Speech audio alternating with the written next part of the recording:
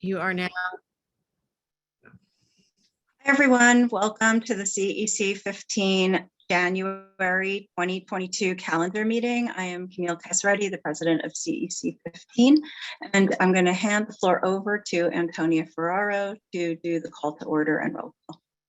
Okay, we're going to call this meeting to order at 6:33. I'm going to admit Nancy Randall and make her a co-host, if I could find her again.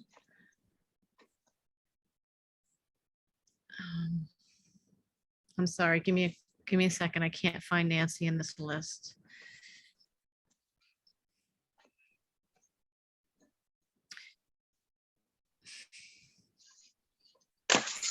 Was here and now she's gone.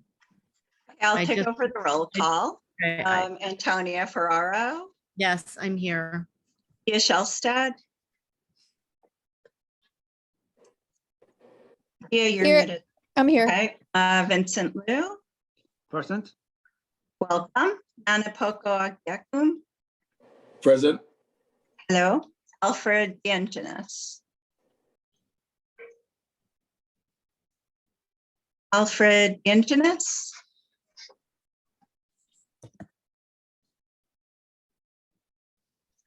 I think this might be Alfred's sixth absence, so we'll have to talk to him about that. Hopefully he'll come on the call. Joseph Alexander. Present. Welcome. Yvonne Bonda.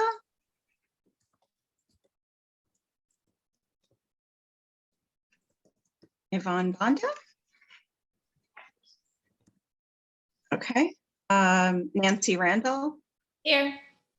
Welcome, Nancy. And Jared Moser is in the waiting room. He is our student member. We'll can say hello in a minute. And I'm Camille Casaretti. I am here and present. I'm going to hand the floor over again to Antonia to do the introduction to CEC15. I need a second. There's so many people who just joined that need to be made co-hosts. Like, I can do that. okay. I'm the host, so can you, okay, all right. Could you just clarify for me who is absent right now? It's Yvonne Bonda and Alfred? Alfred, yes. Those are the only two absences. Okay. All right. Thank you so much for coming to District 15's Community Education Council meeting tonight. We appreciate your time and we're glad that you could join us. For those of you who are new to CEC meetings, there are 32 CECs throughout the city plus 4 citywide councils. Each CEC represents a community school district and each is made up of 11 volunteer members, 9 of whom are elected by parents in the district. The remaining members are appointed by the Brooklyn Borough President. CEC15 is a state mandated public body responsible for ensuring that public school parents and the public have input in education decisions that are made at the school district level. Our council reviews education policies and advocates for high quality education that benefit all of our District 15 public elementary and middle school students. CEC15 serves 35 elementary and middle schools and 1 high school. CEC members serve in an advisory role on education matters to the district superintendent, the chancellor of the Department of Education, and elected officials. We approve district school zoning lines submitted by the Department of Education. We evaluate our district superintendent. We review the district's educational programs, and we support school leadership teams. We also submit recommendations for the School Construction Authority's annual capital plan. We actively seek input and feedback from the public and encourage you to visit our website, cecd15.org. Take a look at our Facebook page and write to us about any issues you may want to address or learn about. All of our names and info are available on our website. And now I will put a reminder to sign in through our attendance sheet. I will put that information in the chat. Please sign in. And I'll hand the floor over to our parliamentarian, Joe Alexander, who will read the public comment protocol. Thank you for that. Good evening, everyone. Tonight's meeting is taking place remotely and will include public comment period so that we can allow additional feedback from our families and school community members. You may leave your camera on, or for your own privacy, if you prefer, you may use audio only during the comment period and throughout the meeting. When you comment, please respect the privacy of others. Please do not include names of children or staff. Guests who make inappropriate comments will be removed from the meeting. During the public comment period, you may add comments to the chat or raise your hand to speak. Speakers will be called one at a time and will be allowed 1 minute each for comment. We will hear as many speakers as the time allows. It is possible that not every question will be given time, so the best way to get your question answered is always to write the CEC at the email address that will be placed in the chat. Thank you.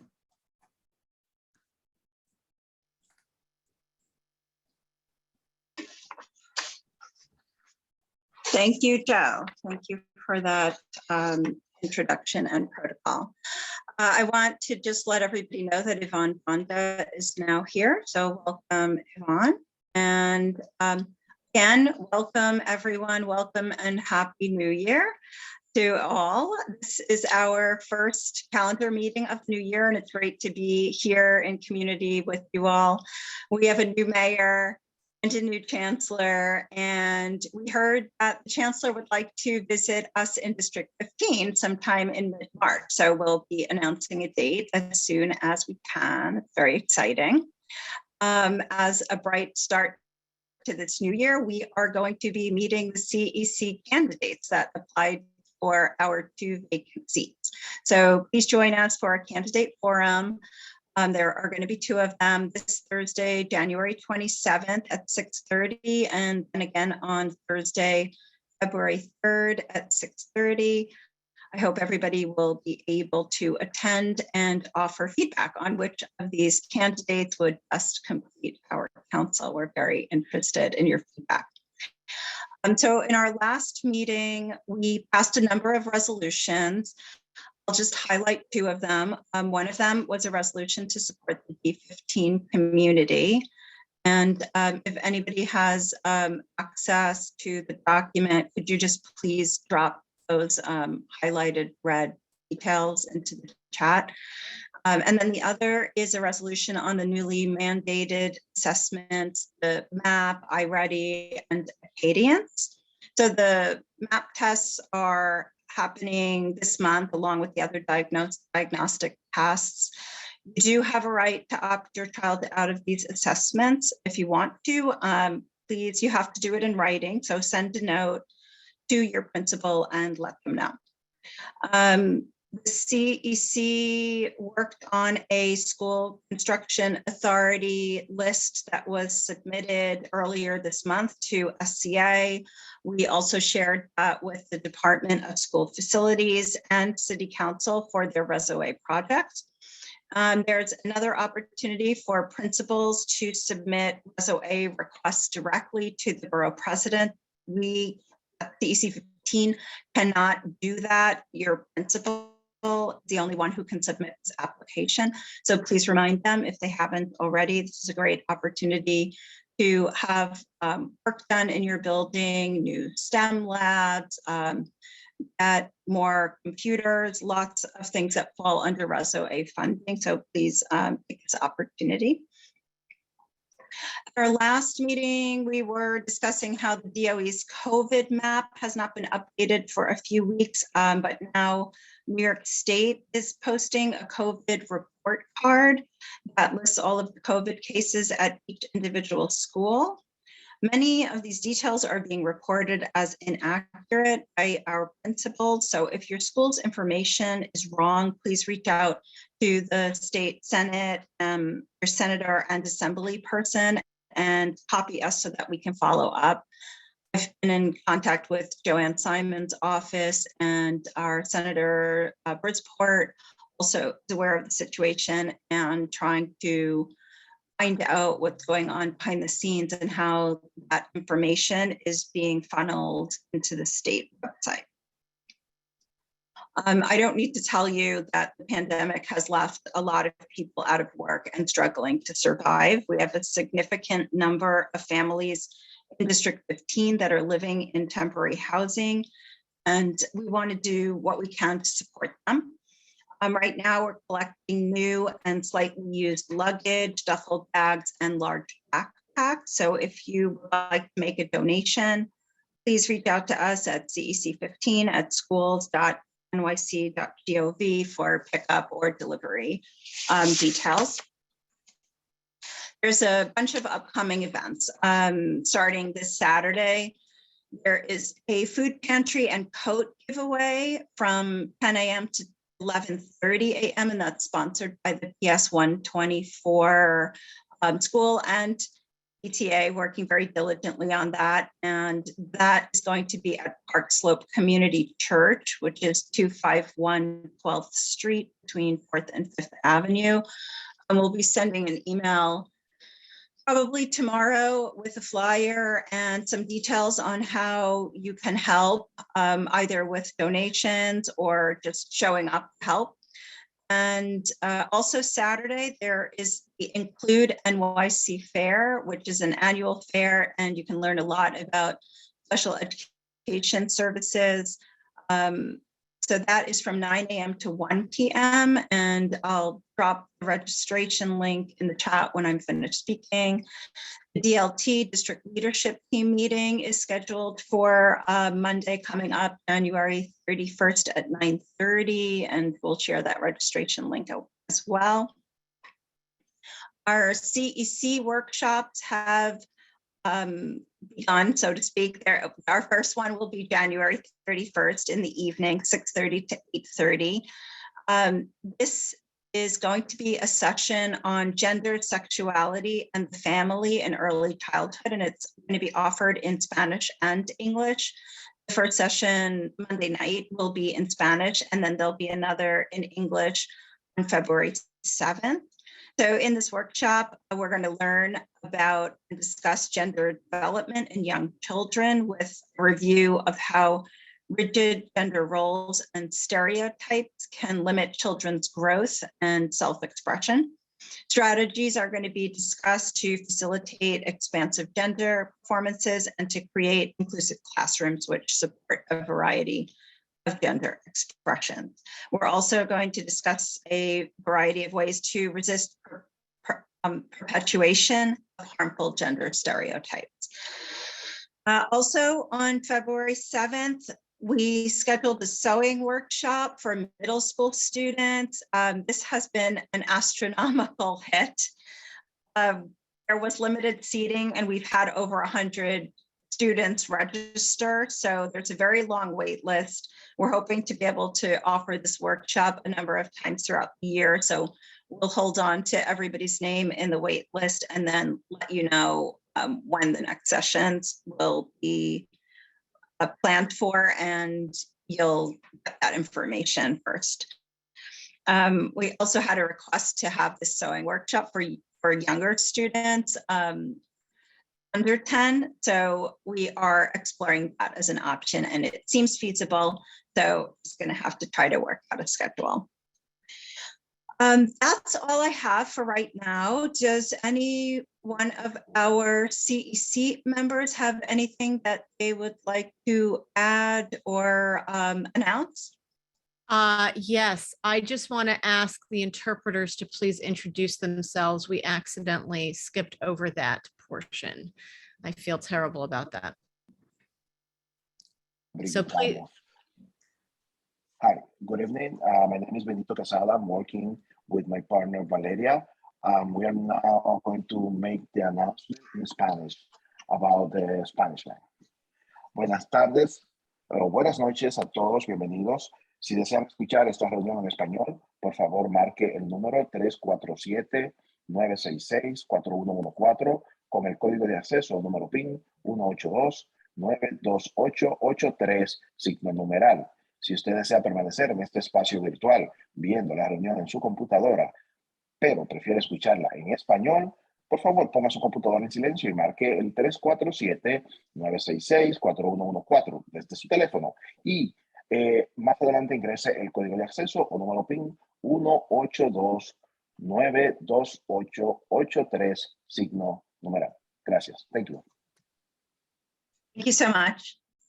I see that Nope. Superintendent Scott. No, we also have There's- Mandarin interpreters. Oh, I'm so sorry. Go ahead. No worries. Hi，大家晚上好。我们今天晚上有提供普通话的翻译，如果你有需要的话，请拨打347-966-4114，然后输入密码202-856-387加井号。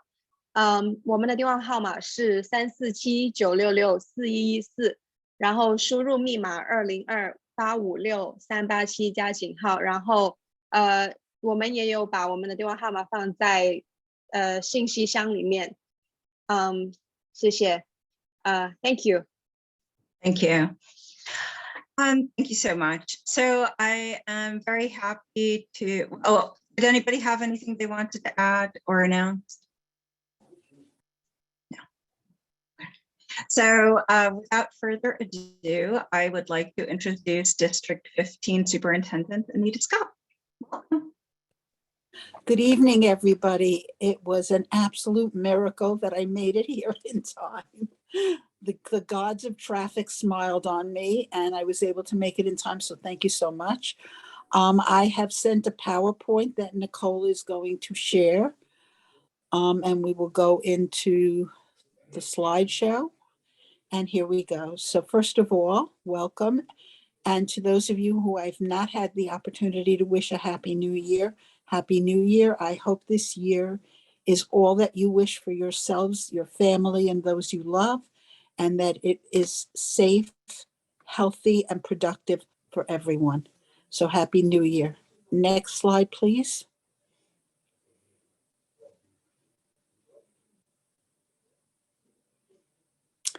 So I'm going to talk about the new administration. We superintendents had the opportunity to meet with the chancellor last week, and I'll give you a brief update, including sharing his pillars and then what the pillars mean for District 15. We have just had brand new changes to the protocols that will be happening as of the 31st of January, and I will be reading them from a different slide since the slide is now no longer accurate. We will quickly review new school buildings that are coming in for those who don't know. We'll talk a little bit about the PAR process in Sunset Park and where it is. We will honor Lunar New Year, Black History Month, and we will talk a little bit about a wonderful equity meeting that we just had last week, the dates for midwinter break, and then questions and comments. So next slide.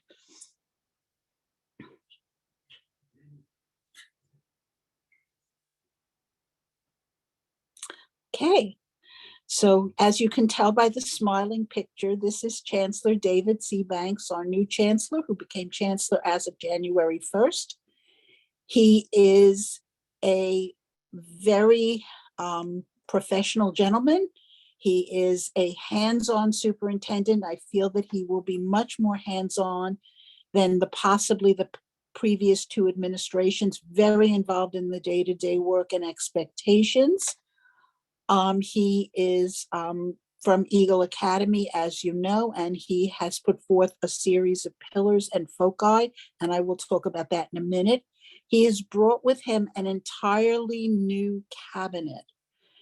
Daniel Weisberg is the first deputy chancellor, and I have to say, I have been incredibly impressed with how responsive he is. He wrote to me, I wrote to him at 7 o'clock this morning over something, and by 8 o'clock I had a response.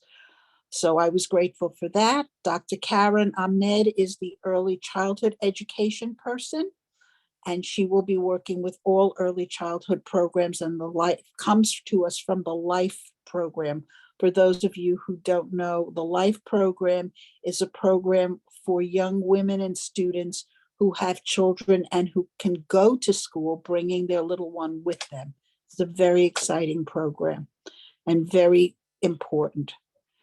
Savita Baharadwa, who used to work for the Department of Education, is returning as the Chief of Staff to the Chancellor.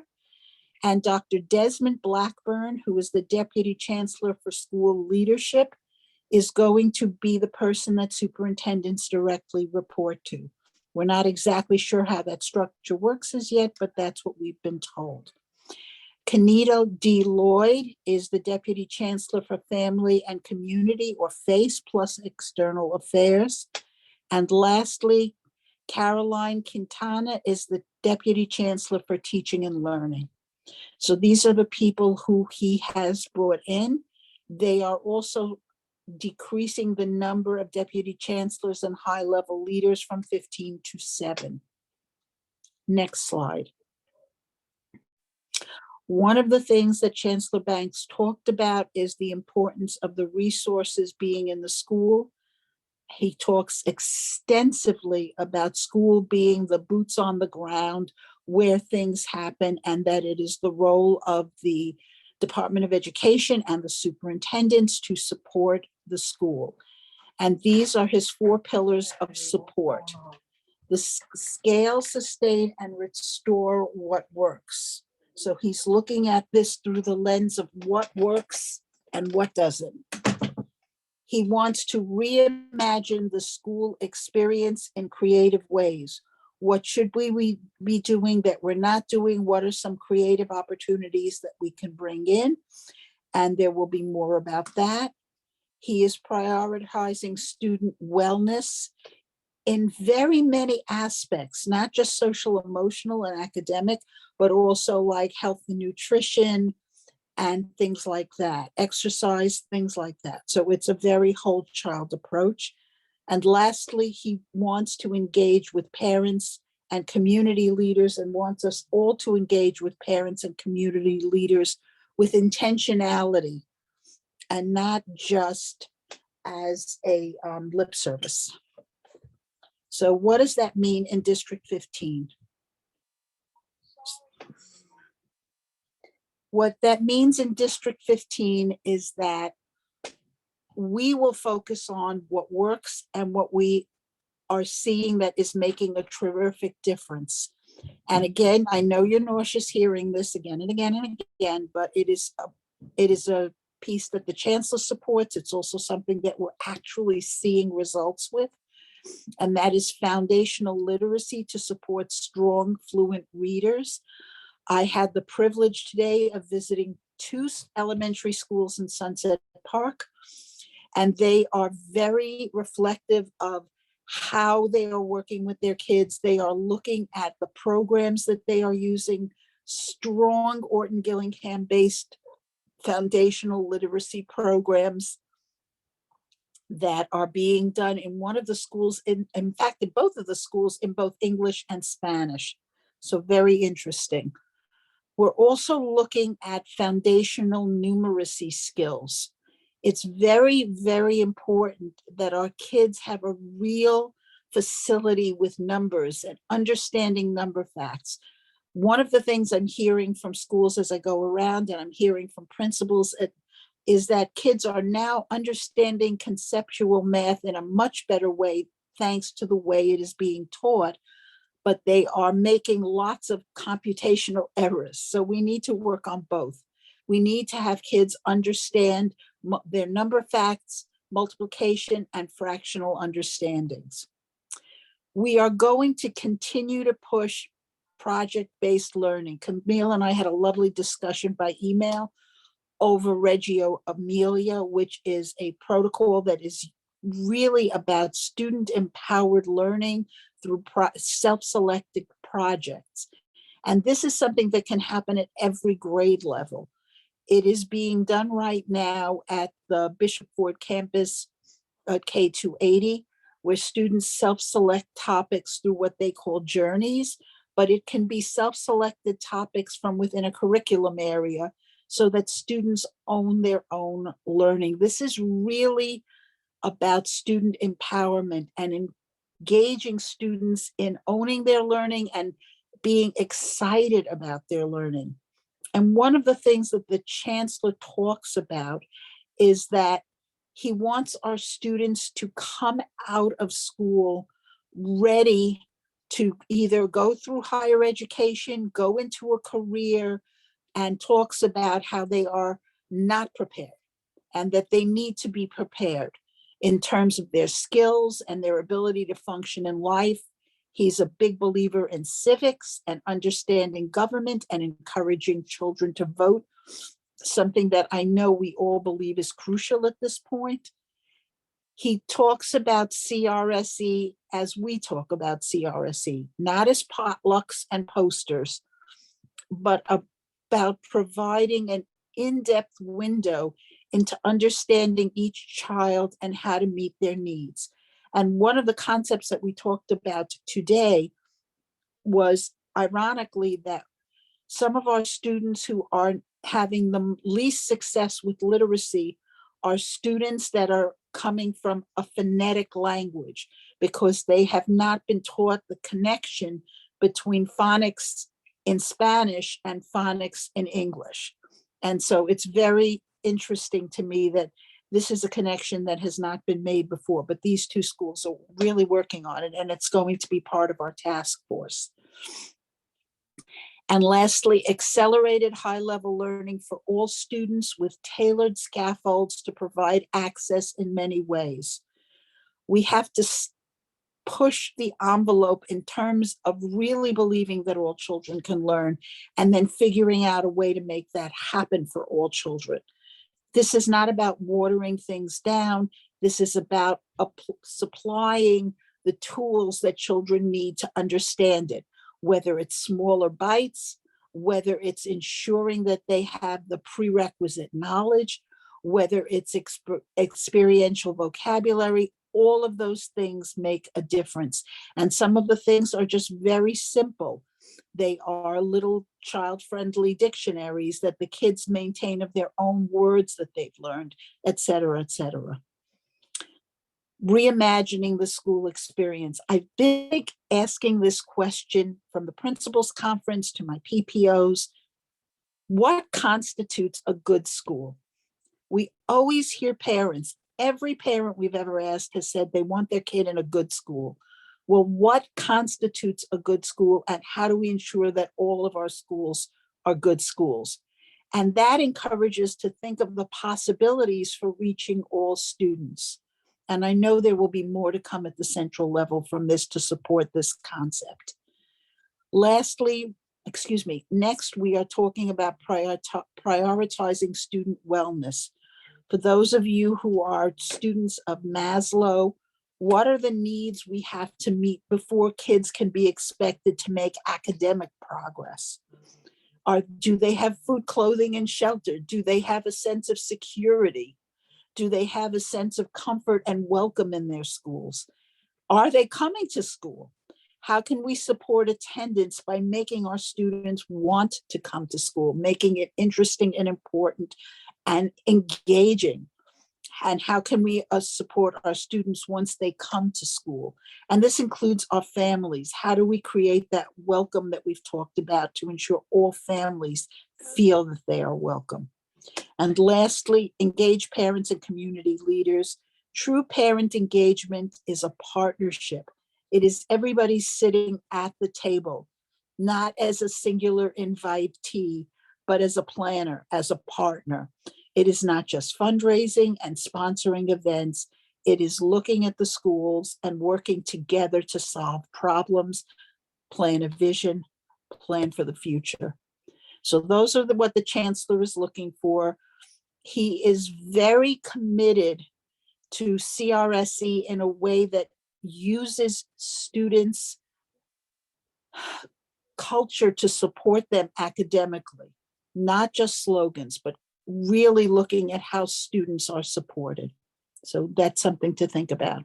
Next slide.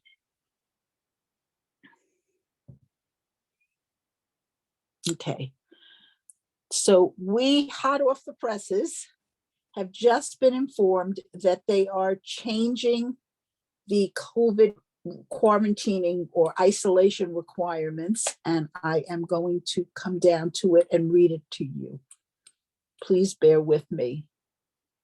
Effective January 31st, there is a shortened, in line with the Center for Disease Control and Prevention, New York State and Department of Health guidance, the DOE has updated its COVID health policies.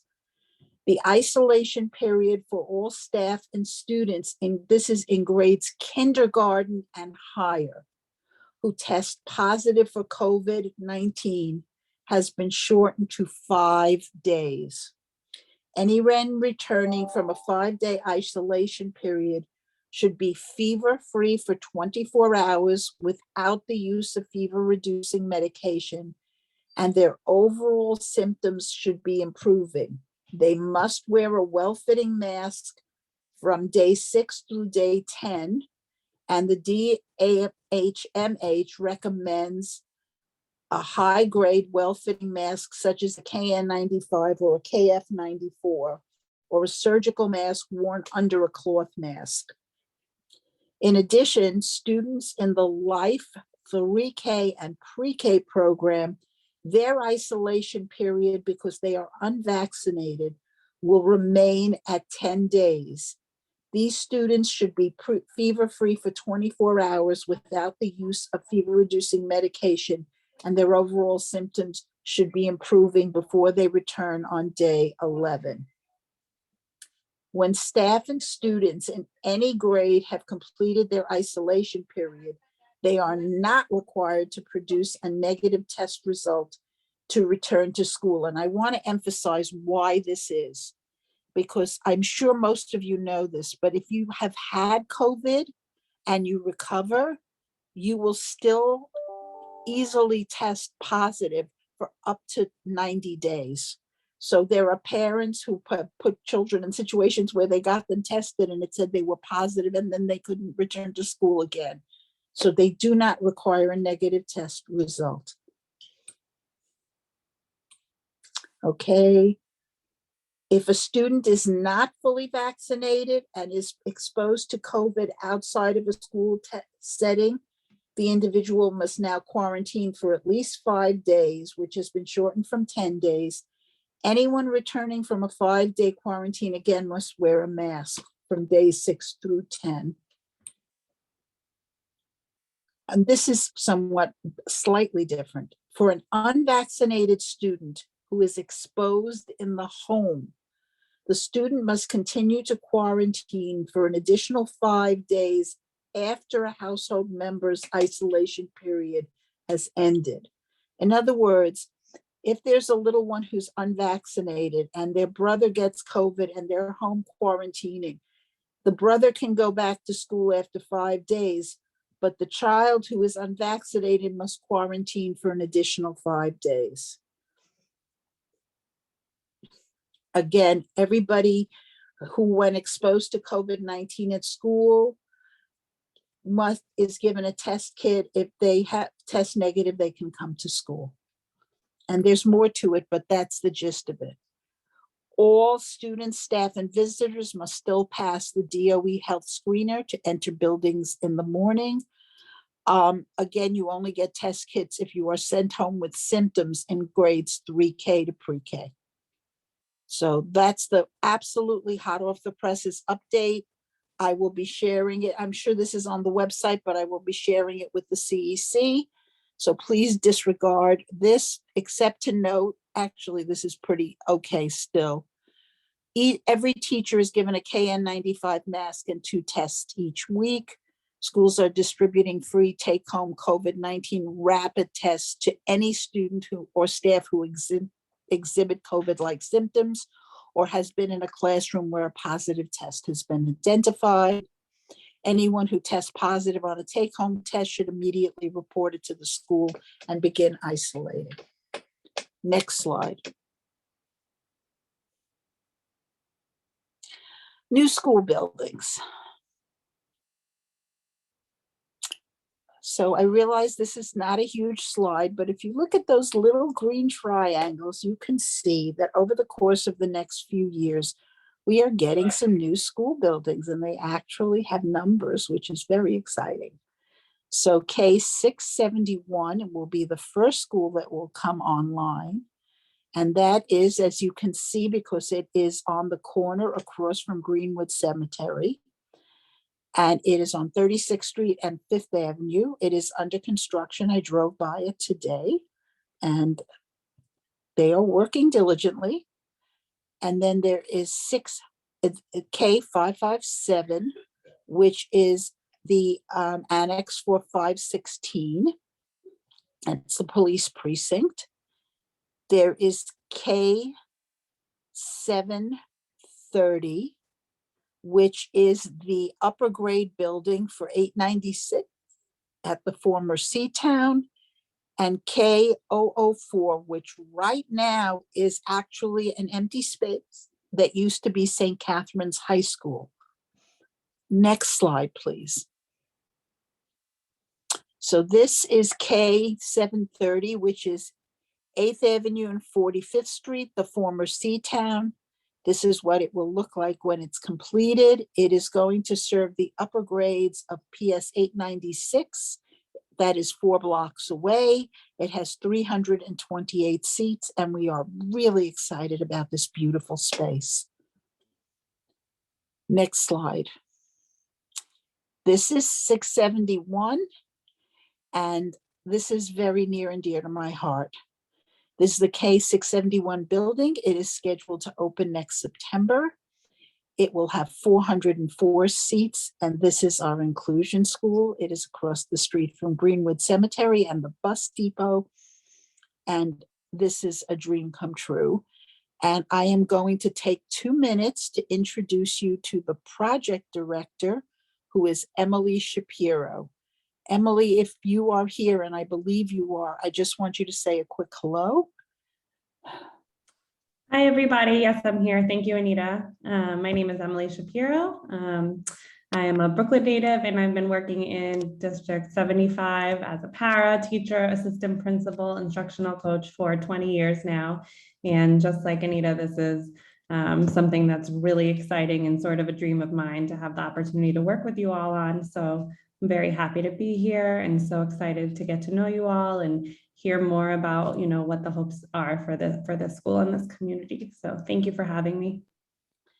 And Emily will be formally presenting her presentation to the CEC over the course of the next 1 or 2 months. So we're very excited, but I wanted to make sure you met her. Emily is a joy. And I want you to know that we went through an extensive interview process, which included the executive superintendent, and she was head and shoulders absolutely the best person for the job. She is bilingual, and she has already begun putting together a design team from the community to work on the foci for this school. So we're thrilled. Thank you, Emily. Thank you. Have a good night. This is the police precinct. I was literally 2 blocks away today, and it looks a little different. I know this is what it's going to look like. It's very exciting. They're in the midst of construction. It is across the street from 516. It has 332 seats. It is an elementary school design, and it is maintaining that beautiful historic facade. So really exciting and landmark status, or as I call it, the castle. The last building, as I alluded to, is located on 40th Street in Fort Hamilton, 41st Street in Fort Hamilton. It is the former St. Catherine's High School. And the plan is for it to have 475 middle school seats, including a D75 program.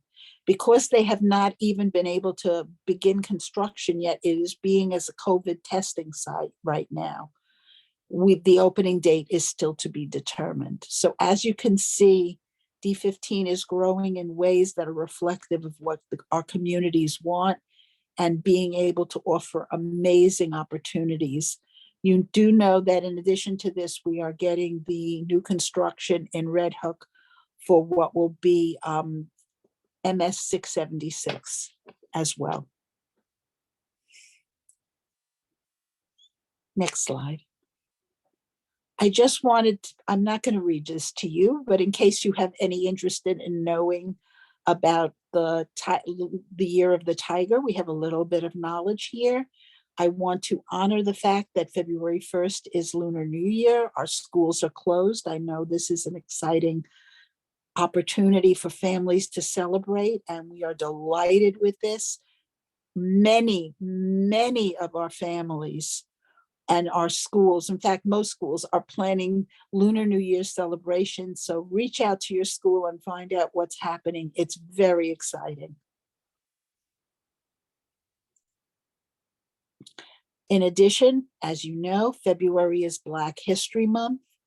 And I just pulled a bunch of people that I think are amazing and absolutely have to be included in any child's knowledge of Black history.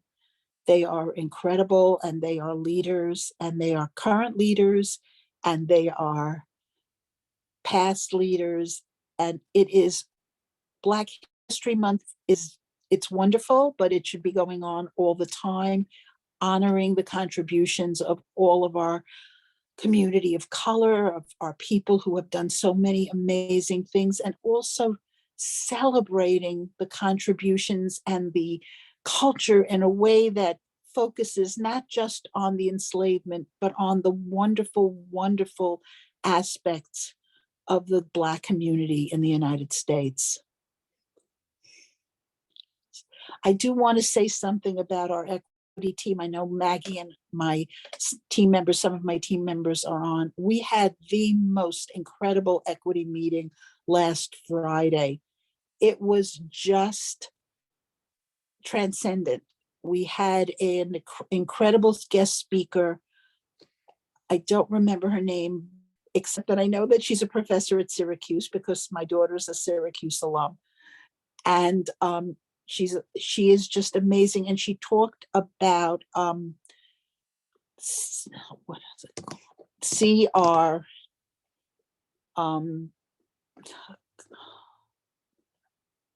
I'm having a nervous breakdown, clearly. She talked about racial. CRT. Thank you.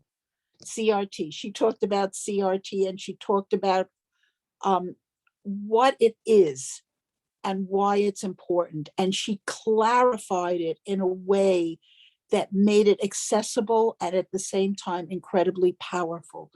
She talked about the importance of our students understanding real history. And that is what we've talked about many times, that this is about acknowledging a culture that has systemically said, we want to literally subjugate a group of people. And that is why it's important that we talk about it. And we have done this with many cultures. She talked extensively about Native Americans and their culture, which is hardly ever mentioned. And all of this, the real history is what will make a difference. It is telling our children that history was not picture books. Our history was, unfortunately, really awful in many cases and horrible for people. And yet at the same time, they contributed so much and had so much to offer. And think what our history could have been had people been celebrated and honored and given the opportunity. And think what will happen if we do that now. And so that is what our equity team worked on. And it was such an enormously successful meeting. I urge you to stop by our equity team meetings or reach out to your school's equity team.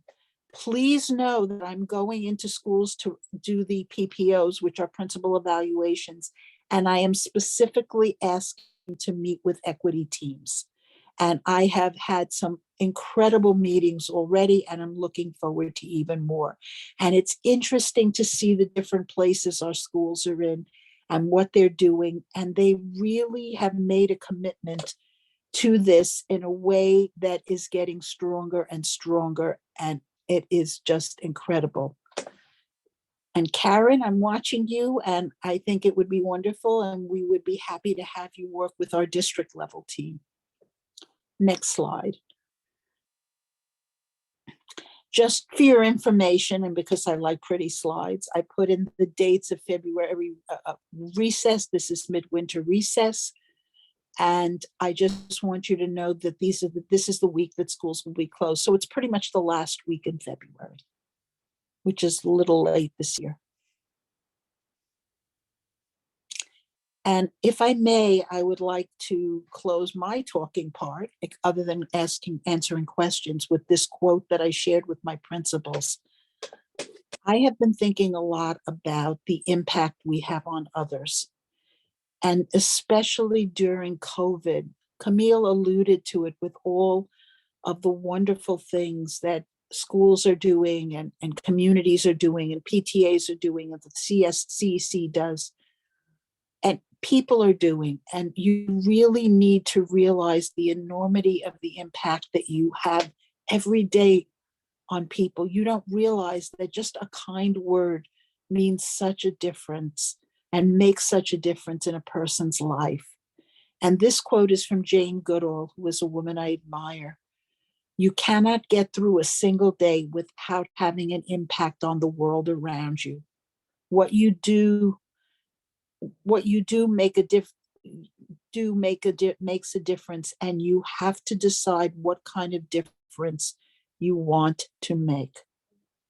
And I urge you, please, in these difficult times, remembering that people are so raw emotionally, so defeated, so tired, many of whom have lost jobs, have lost loved ones, don't know which way to turn.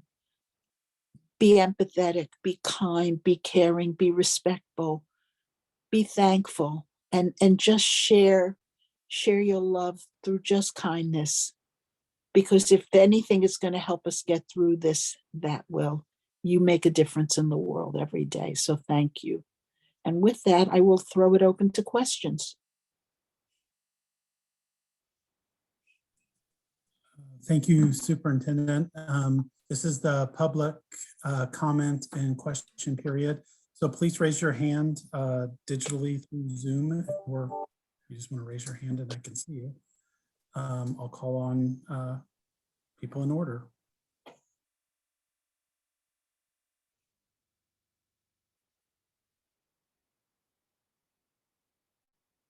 Hello, Molly. Unmute yourself if you would. Good evening. Thank you so much to all the CEC members, and thank you to Superintendent Scott. Couple quick questions. As a kindergarten mom, I've been getting some questions about if kindergartners are ever going to be eligible for in-school testing. And kind of along that route, if the testing pool will be expanded. And then I would feel remiss if I didn't speak on behalf of my co-class parent who also has a pre-Ker who's been on rolling quarantines. I know that you announced that there were some changes to the quarantine policy for K and up, which is lovely. But I, on her behalf, would like to say that the pre-K moms are not okay. They're struggling. So I just wanted to raise that to this level. And again, thank you so much for your work and to everybody who's trying to continually operate in this pandemic. So thanks. Thank you, Molly. I know that the pre-K moms and that the kindergarten moms are concerned about the testing, as are many moms from the upper grades as well, about the numbers of kids being tested. But I do understand the kindergarten and pre-K moms, especially because their kids are not included in the pool. I think there is a concern that it might appear dramatic, it might be traumatic for a little one to be tested.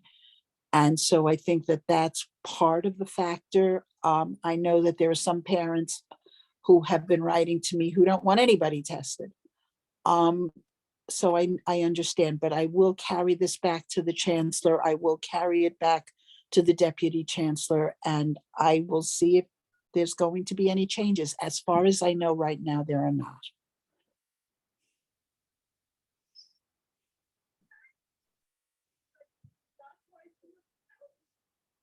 Thank you for that. Looking for additional questions or comments from the public.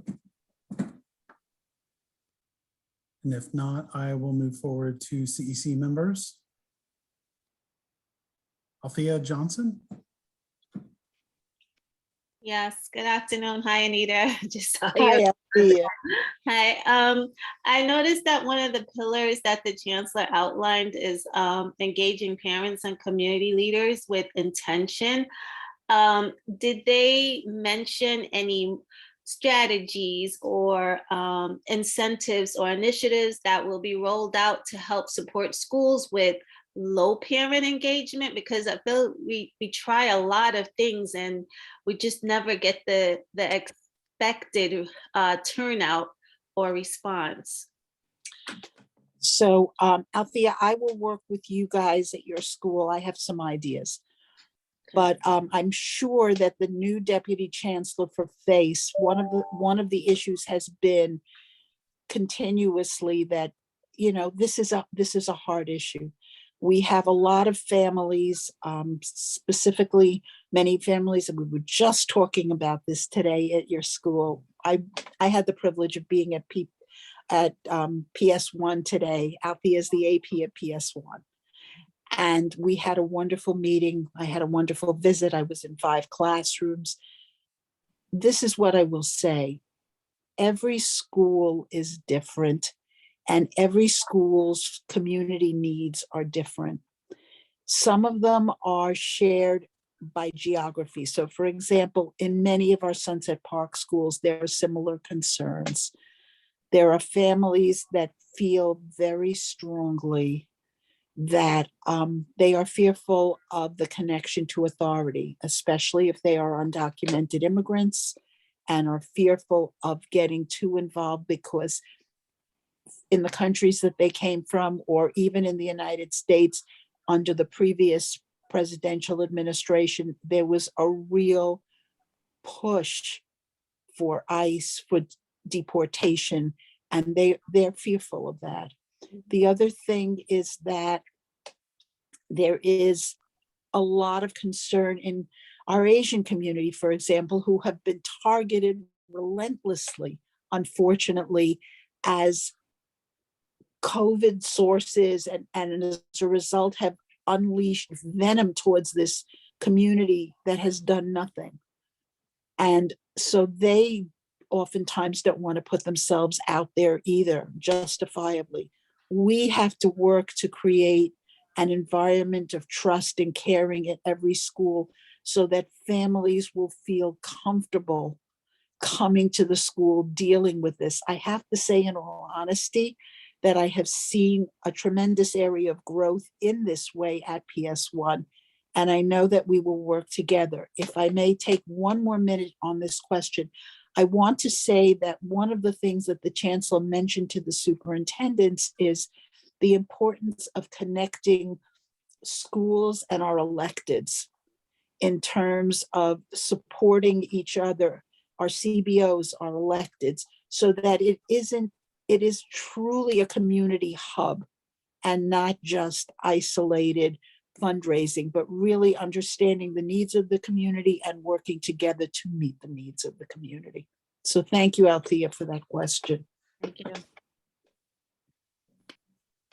Thank you. Sasadi.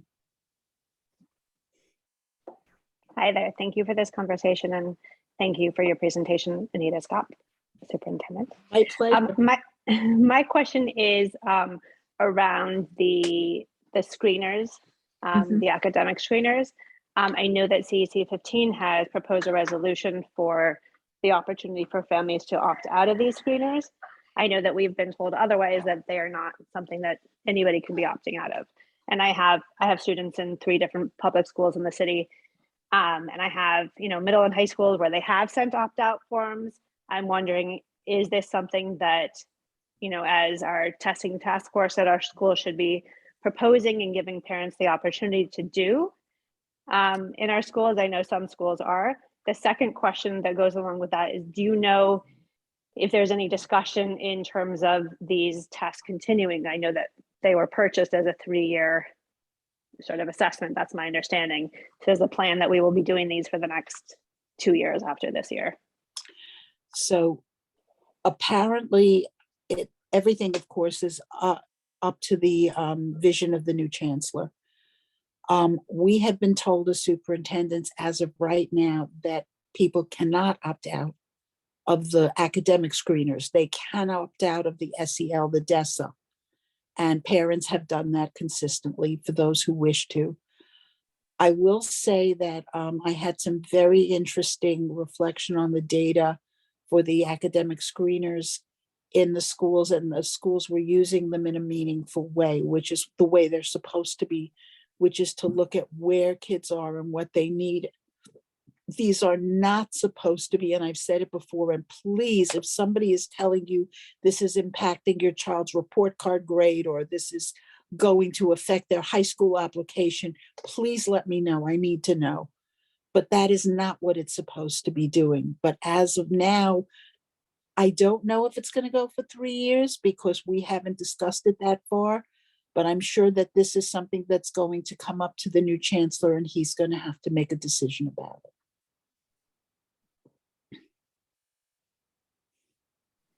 Thank you. Thank you.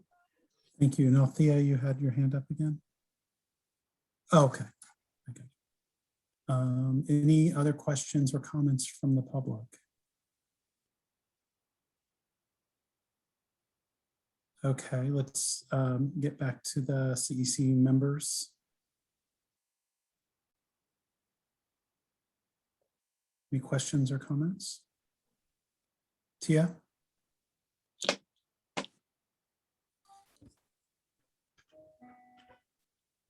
Hi, Anita. Hi.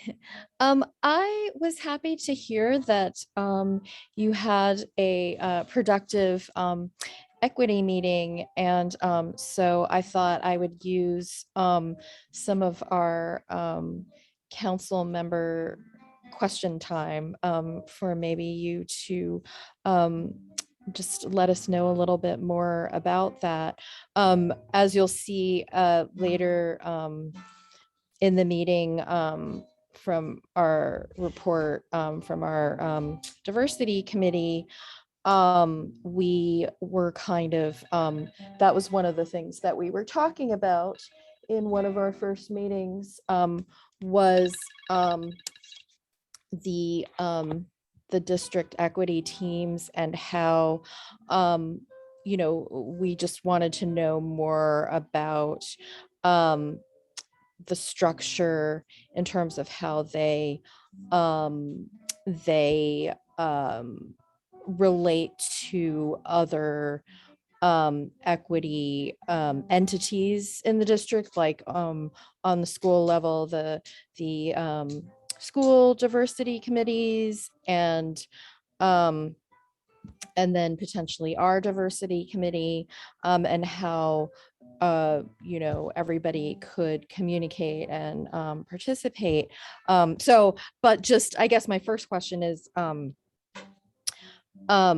what was the representation like in terms of you know, the percentage of schools who were in attendance? I have to be honest and tell you that I don't have the exact number, because I can get it, Maggie would know. And it's pretty significant. So let me explain the structure for those of you who don't know.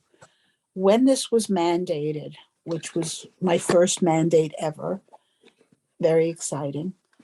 The idea was that every school would have an equity team. The expectation was that the equity team would be composed of administrators, teachers, and parents, and if students were old enough, students, and that this would be a team that would focus in on the school's specific needs. The team would then send a representative to what is called the District Equity Congress monthly, so that they could undergo trainings, also to share out best practices, because what we're trying to do is cross-pollinate good things that are happening from one school to another. And this is a philosophical bent of District 15. We do this in everything. It is my expectation that we will share everything. Nobody hides what they're doing so that they can just say, only we do this. So the expectation has been that people will come to the Equity Congress. And when I've come to the Equity Congress, we've not only had guest speakers, as we did with this incredible professor from Syracuse, but we've also had IB training, implicit bias training. We've also had series of presentations, 821, 321.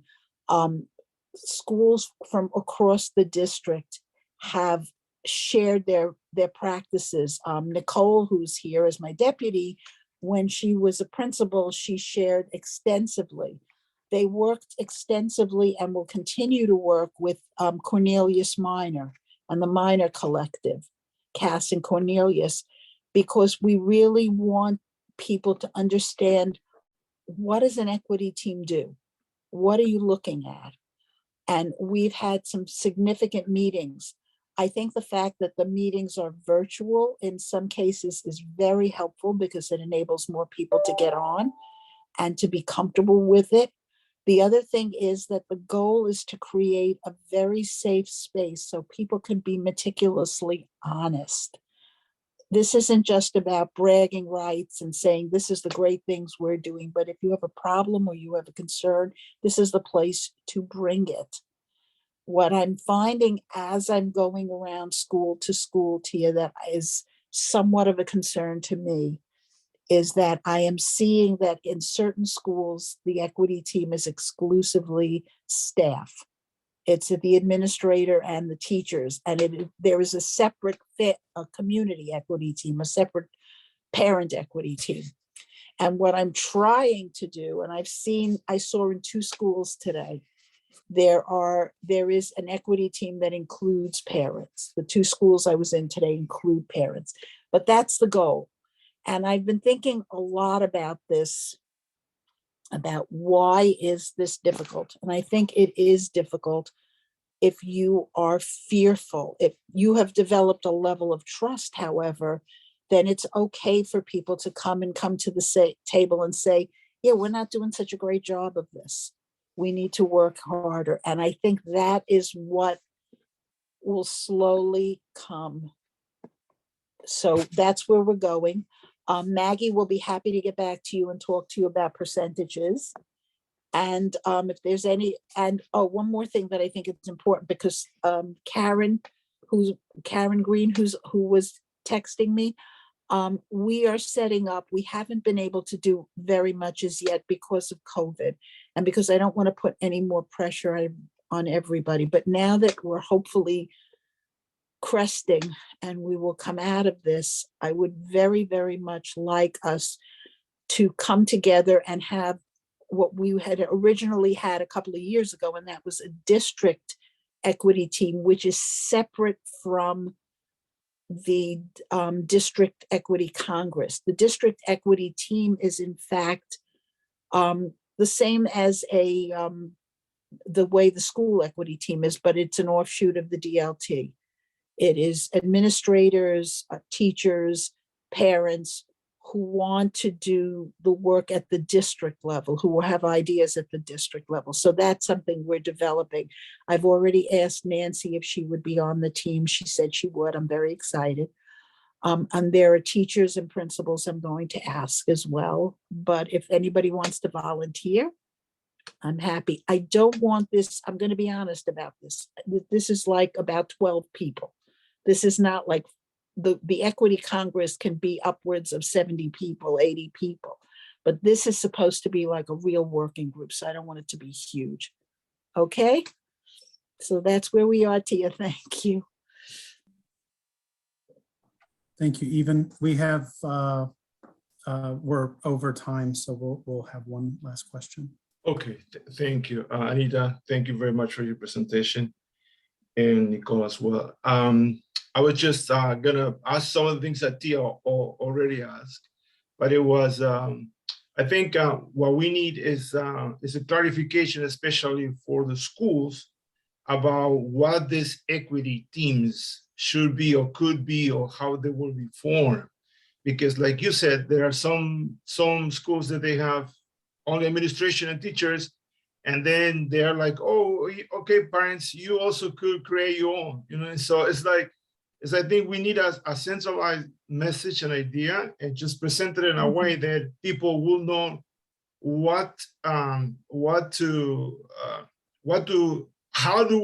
how are we going to put together this team, and then what they're supposed to do, because there's some members and some people that got different ideas and different and they don't know the history of why these committees were created, and so and so many things have happened in the last 5-6 years, so that for some parents sometimes it's not clear what is the purpose of this equity committees.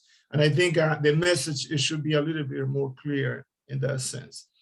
The second and last thing is when you said the building, the K557, the new building that is under construction, and you call it the 516 annex. So it's just gonna be the 516 school. How does that work? And when they will have a design team like the one that is Ms. Shapiro is leading? Yeah. So this is the thing. I have to talk to Central about this because this school, this building is literally 10 feet from the, it's like it's a little tiny street. It's 43rd Street. And to say that we're going to rezone into another school 10 feet from one school doesn't make sense, especially because there are facilities that 516 desperately needs. And so, but that does not stop us from having a design team. And I do want to say that I've also been working with the PAR process in Sunset Park to talk about what Sunset Park wants for their community as a whole. Not just for one school, but like a vision of the entire Sunset Park. Where do we want to go with this? Where do we want to go with our schools? What are we looking to have? So for example, the new school that's going to be where St. Catherine's is, the idea of that being a middle school came out of the fact that Sunset Park would like more middle school options. The school that Emily is working on with her design team. So there are two teams going on. There's the PAR team, which is going to work the way the PAR team worked for the rezoning, where there will be members of the community that are going to go out into the community and talk to the community at large, who will get a small stipend to do that. That's one team that's happening. And that's the one that's going to determine the overarching vision for Sunset Park. Emily's team and her school came out of an idea that came to us from the parents in Sunset Park. We had a significant meeting where parents came to my office, and then I went and met with them. And they talked extensively about having children who were autistic or who were in D75 programs, who were being bused all over the place, and asked, why don't we have programs in Sunset Park for our children? Why do they have to be bused? So the goal of our inclusion school is to provide wonderful opportunities for the families, primarily initially in Sunset Park, who have kids who have special needs, to be in a school that is a D75, not a D75 school, but a D15 school that will have inclusion, meaning they will be working and playing and going together with general education students. And they will have the opportunity to have the special services and everything they need in a more inclusive setting. So that's what these schools are. And that's how we're doing it. Two teams, the design, Emily will explain it better than I am, but the design team for 671, and then the PAR team looking at Sunset Park overarchingly. So there will be numerous opportunities for families to voice what their concerns and what they want. Thank you, Ivan. Thank you. And I will now hand the meeting over to Janice Ross for her presentation. So good evening. I'm Dr. Hua Tu, Deputy Superintendent. Our Superintendent Ross sends her regards. Happy New Year to District 15. I have a short presentation. I don't need to put it on if that is not necessary. I will only put it on if it's helpful to the CEC tonight. maybe not, yeah. So Superintendent Scott did a fantastic job with the health update. I will skip over that and share that the middle school and high school application window is now open. And if I may present the Brooklyn North High School, we have 47 high school across 7 districts. A number of our schools are early college with dual credit programs. We have 8 CTE schools and a wide range of CTE programs across our 47 schools.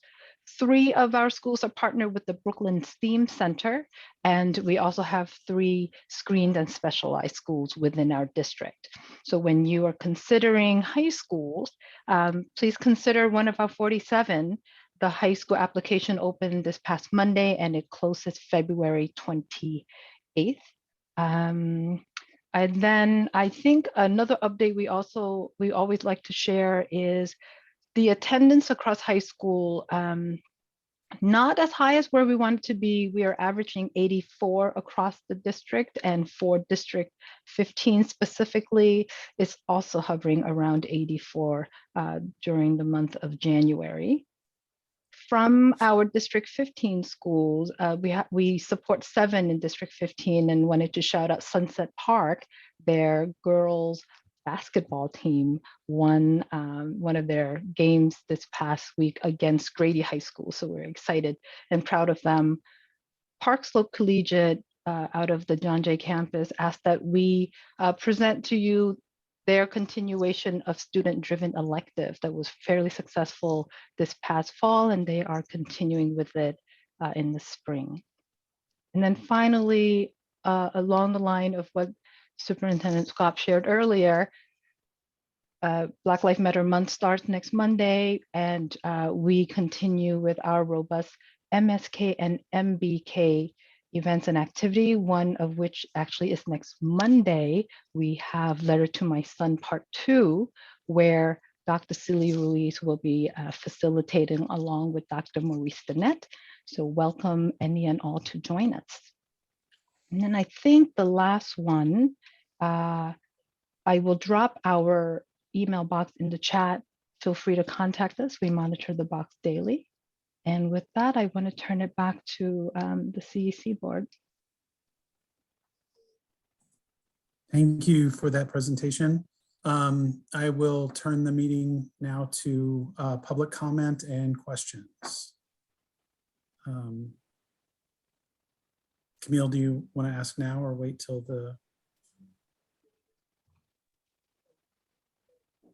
Whatever you feel comfortable with, I'm happy to wait. Let's stick with the public comment first.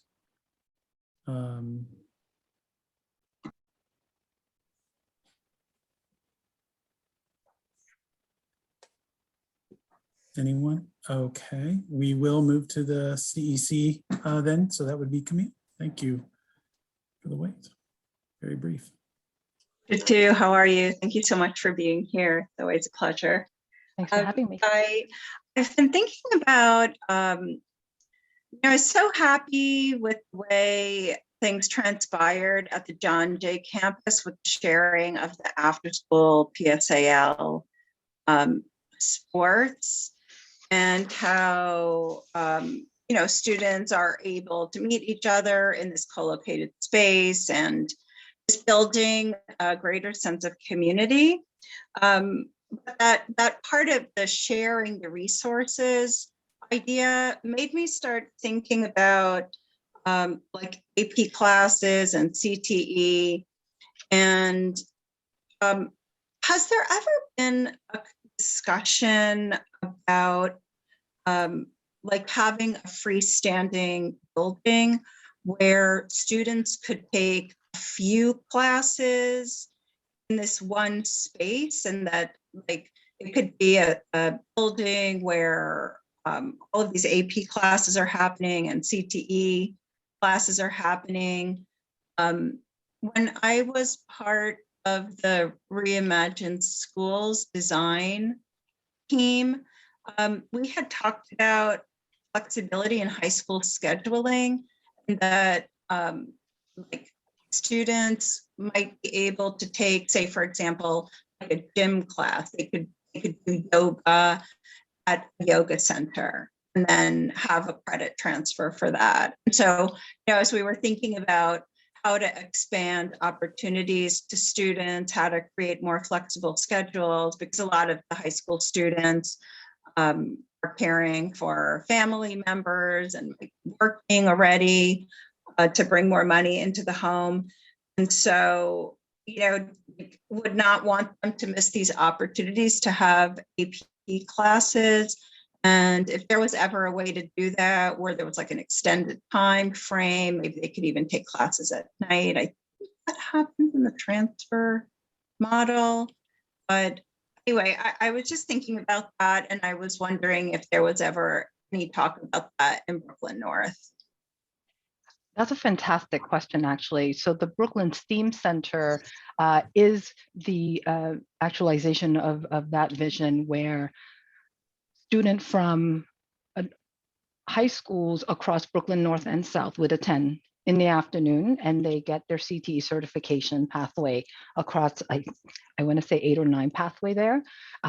The idea of an AP hub is a fantastic one. We do have shared instruction across Brooklyn North at a campus level. So different schools within the campus would pool their resources that we have. The idea of a centralized location, it's a great idea. I will absolutely bring it back to Superintendent Ross and space planning that involve a building, a standalone building with pool resources. So thank you for that suggestion. I do think there's a place for that for our students.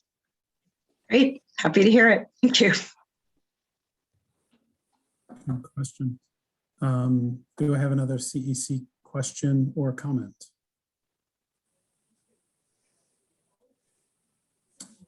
In that case, let us move on to Principal Davis.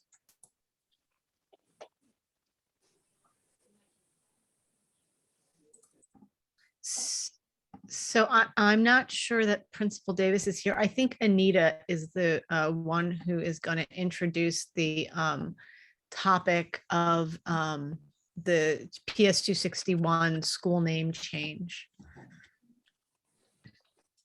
Thank you so much for the opportunity. So we have been approached by the community of PS 261 who would very much like to change the name of the school in honor of former principal. Oh, there's Erica. They would like to change the name of the school to honor the late principal, and I'm going to turn it over to Erica to explain. Good evening. So as Superintendent Scott shared, we are wanting to change the name of PS 261. For 11 years, the Zipporah Mills was the principal at PS 261. And she retired suddenly after 11 years in 2016 to focus her attention on fighting breast cancer, triple negative breast cancer. And this fall, she passed away after a really fierce fight. She was a real critical leader in pushing our community to ask hard questions about equity. She was so very passionate about making sure that those voices that no one was listening to rose to the top and were heard. And without a doubt, our mission as it is today and the community that we are today, we owe so many of those roots to Principal Mills for the work that she did and fought for. And so after her passing, the community began to comment and vote on changing the name of 261 to someone who truly captures our spirit and our values. As it currently stands, we have a name that doesn't fully align with who we are as a community. So we have reached out to request for a name change from Philip Livingston to Zipporah Mills.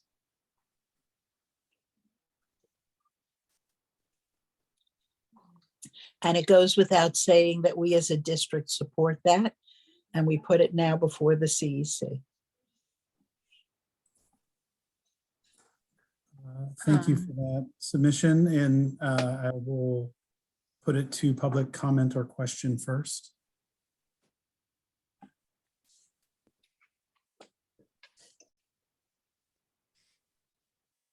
In that case, I'll move to CEC question or comment.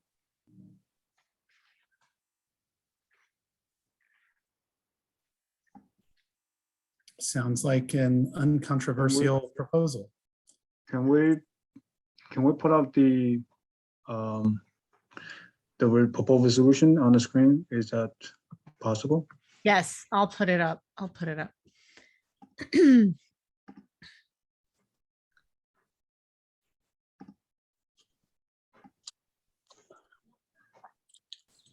Okay. You want me to just read it out loud? Yeah, I think that would be helpful. Okay. I think there's some improvement I would like to make, but you may proceed with reading out loud Okay. so everyone can hear. Thank you. Resolution in support of changing the name of PS 261 to honor Zipporah Mills. The District 15 Community Education Council held a meeting on Tuesday, January 25th, 2022, after reviewing all the evidence and facts. Actually, I can't read that part yet. Let me just skip to the other stuff. So for the reasons set forth below, CEC15 hereby resolves to support the renaming of PS 261 to honor Zipporah Mills. Whereas PS 261, 15K 261 is an elementary school.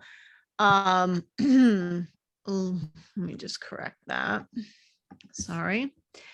Located in Community School District 15, whereas all proposals for the naming of existing schools were submitted to Principal Erica Davis of PS 261, whereas the principal and PTA membership of PS 261 voted to approve the name recommended by the community, and that name is PS 261 Zipporah Mills. I will also just add that I heard from Heather that about 300 people voted on this proposal.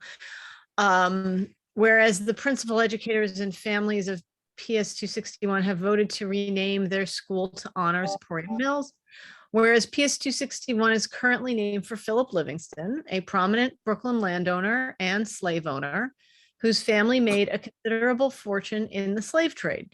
He was a signer of the Declaration of Independence and one of the first New York State senators. He was also founder of Columbia University and the New York Public Library. Whereas Zipporah Mills was the principal of PS 261 from 2005 until 2016. She guided the 261 community to usher in a genuine living dialogue centered on celebrating diversity with a multidimensional and multidisciplinary approach. When she retired in 2016 due to her breast cancer diagnosis, Zip continued to champion equity work in schools across the city and the country. The legacy of her life and work live on as an inspiration to educators and families alike. Whereas a public notice of name change has been published on the PS 261 website, whereas Principal Davis of PS 261 has forwarded the proposed name change to District 15 Superintendent Anita Skop, whereas the Department of Education requires the Community Education Council for the local community school district to approve schools requested to change their names. Therefore, be it resolved that the CEC for District 15 approves the request for PS 261 to change its name to PS 261 Zipporah Mills.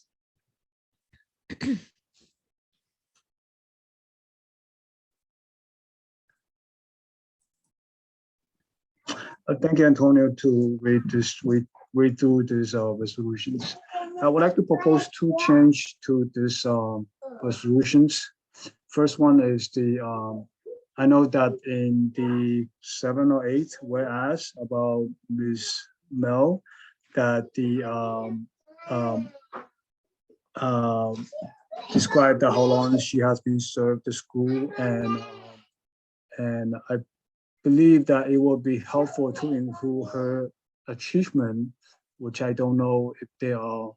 I mean, the school probably have more information, but in a format more like quantifiable format. For example, to reference to data like academic performance of like improvement of students, maybe in terms of student attendance that benefited the community the school serve.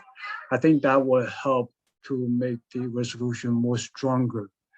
That's how I see it, but I don't have the specific data, so I rely on the school to provide such data. And second of all, there's a description about Philip Livingston, which describe what his family did. I think that's a little bit irrelevant. Specifically says whose family make a considerable fortune in the slave trade.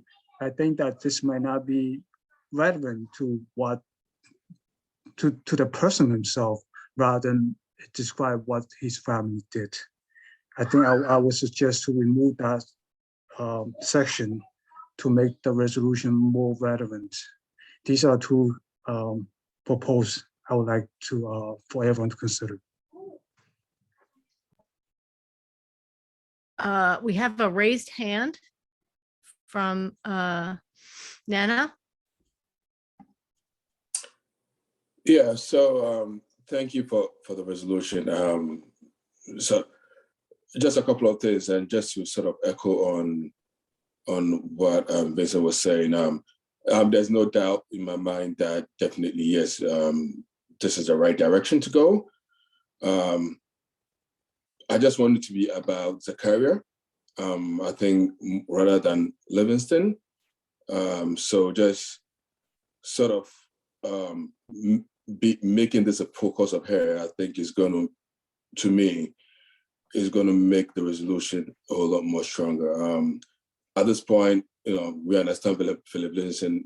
I think it's really irrelevant to what we're doing. I can all agree, and I think a lot of people will agree that the right way to go at the moment is renaming it, and we just want to make sure that this resolution is focusing on Zaporia rather than, the name that was Philip Livingston. So I recommend just taking that portion out. I think it just distracts the reader a bit, and just kind of make some strong points in addition to that. And I think for me, what is on there right now is strong enough. A word or two is going to make it stronger, but I just don't want it to be a distraction to what Zaporia actually achieved for 261. So that's my recommendation. Is the rest of the council, do they have any objections to me erasing the bit about Philip Livingston? I would like to maybe say, like we spoke earlier about critical race theory and the acknowledgement of historical and current oppression and like the history of just racial and ethnic violence in our country. And I think that we didn't really describe that theory very clearly, in that critical race theory is not taught in elementary schools. It's not something that can be taught in elementary. It's a graduate level curriculum. So grown-ups discuss that, and then we find child appropriate ways to discuss it with children. But CEC resolutions are not shared or written for child audiences. They're written for parents and community stakeholders.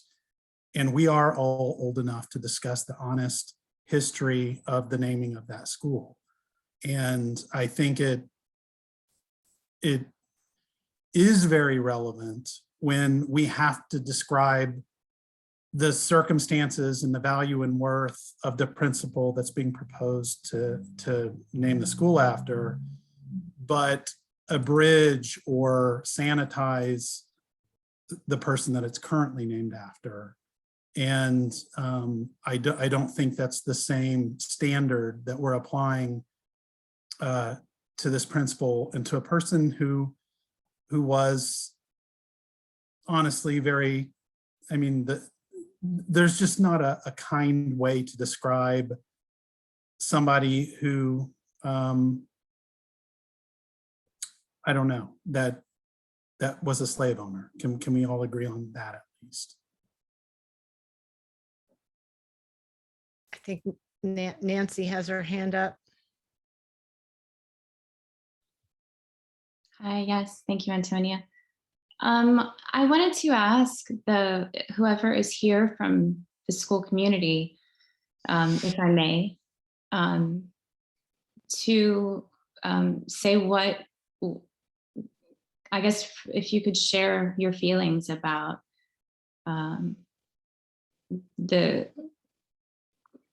about having that in there and in the resolution. Why is it important? I'd love for you to share your feelings on why that's important.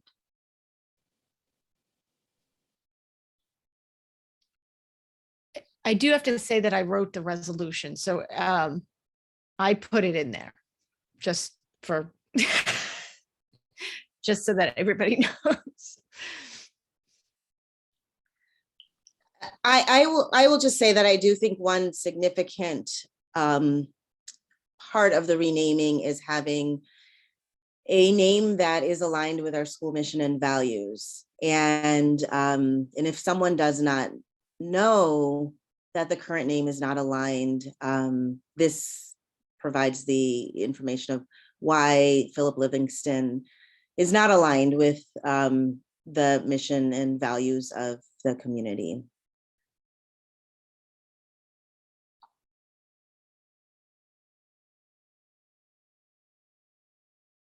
I think there's two other people with their hands up. Joe.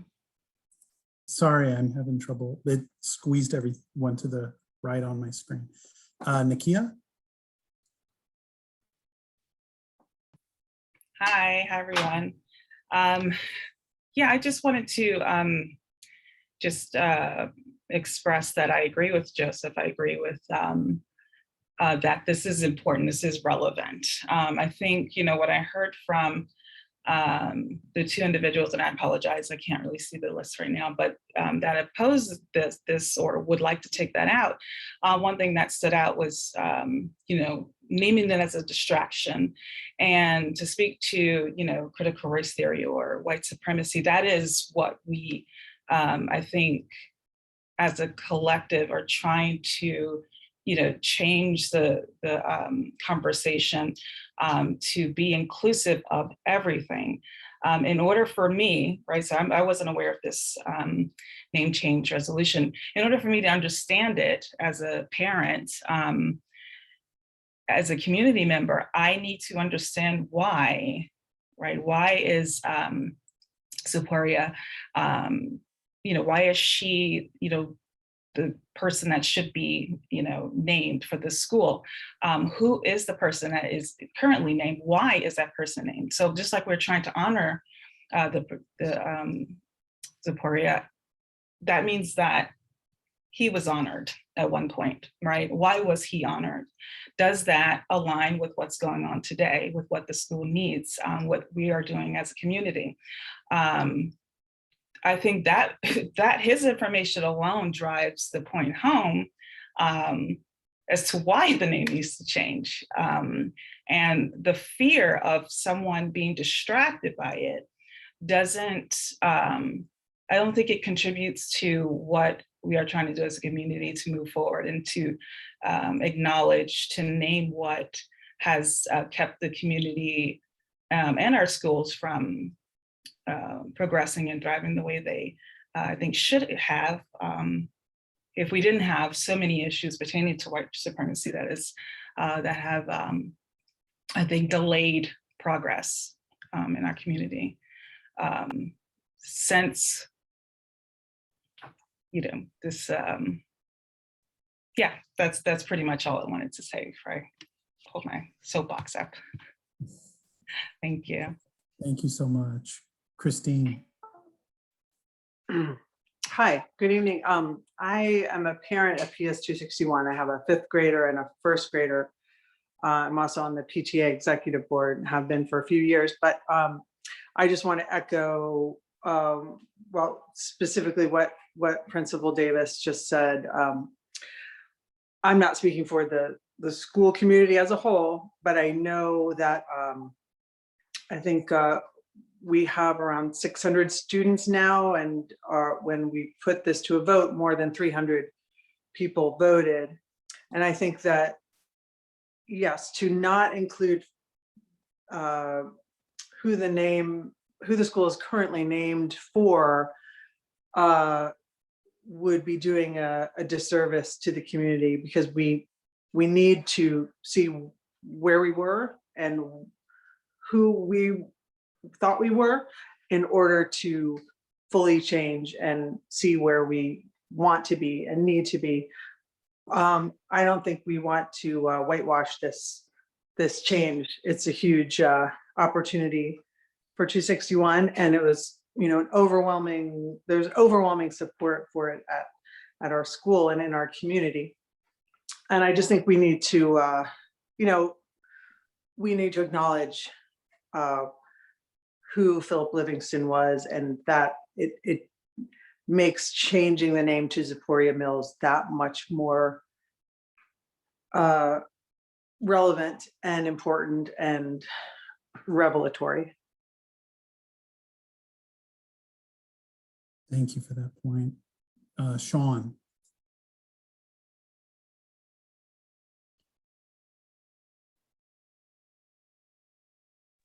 Oh, sorry. Hi, my name actually isn't Sean, it's my husband's name. I'm a 261 parent, and I just want to agree with everything that was said from Antonia and Nakia and Christine, thinking about, you know, who we're naming it after and who the school is currently named after. It's just a stark difference in terms of, we named the school after someone who was rich and white and enriched themselves off of slavery, right?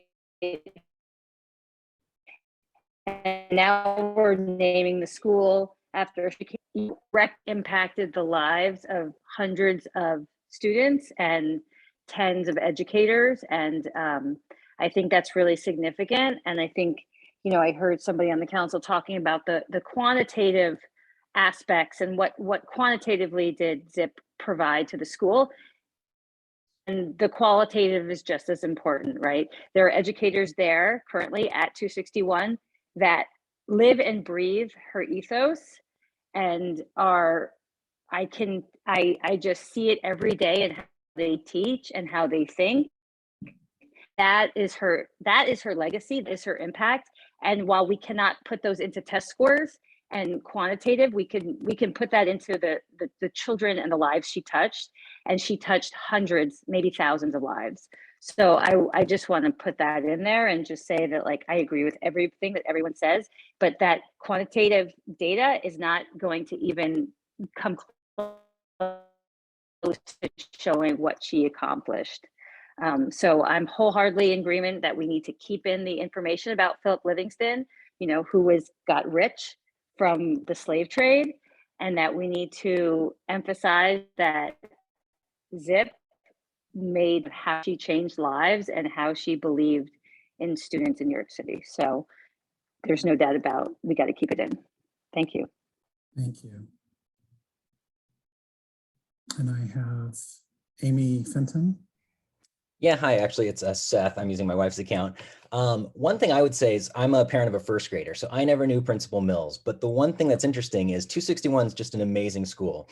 And the weirdest thing is when you read Philip Livingston on the wall and you look it up, every parent Googles it, it's been there for 65 years. So this is not a new discovery by any means, but you Google it and you realize that's too bad that I can't tell my child what about the man that the school is named after.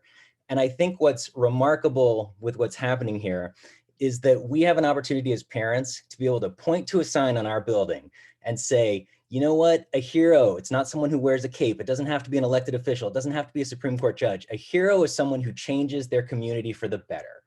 And knowing that you had a woman who in 11 years put such a stamp on the school. We have our beautiful playground that's open to the public. That happened on her watch. We have our march to Borough Hall.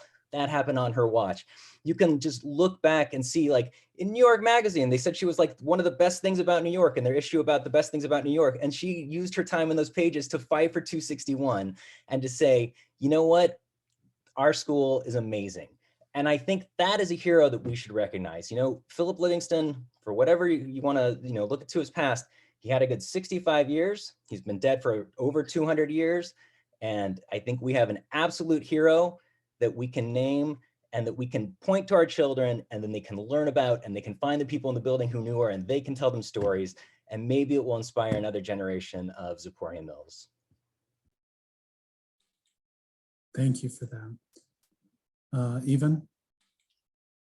Yes, I just want to say two things. First, that the resolution, I hope it stays as it is.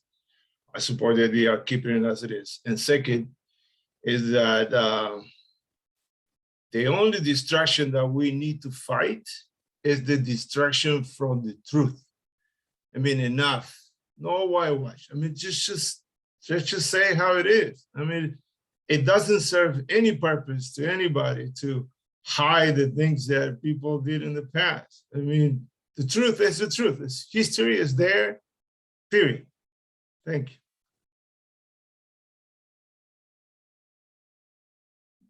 Thank you. That looks like the last comment that I see. And I will say for my last comment on that is that for a person who sounds like they have a whole lifetime of accomplishments, this would be one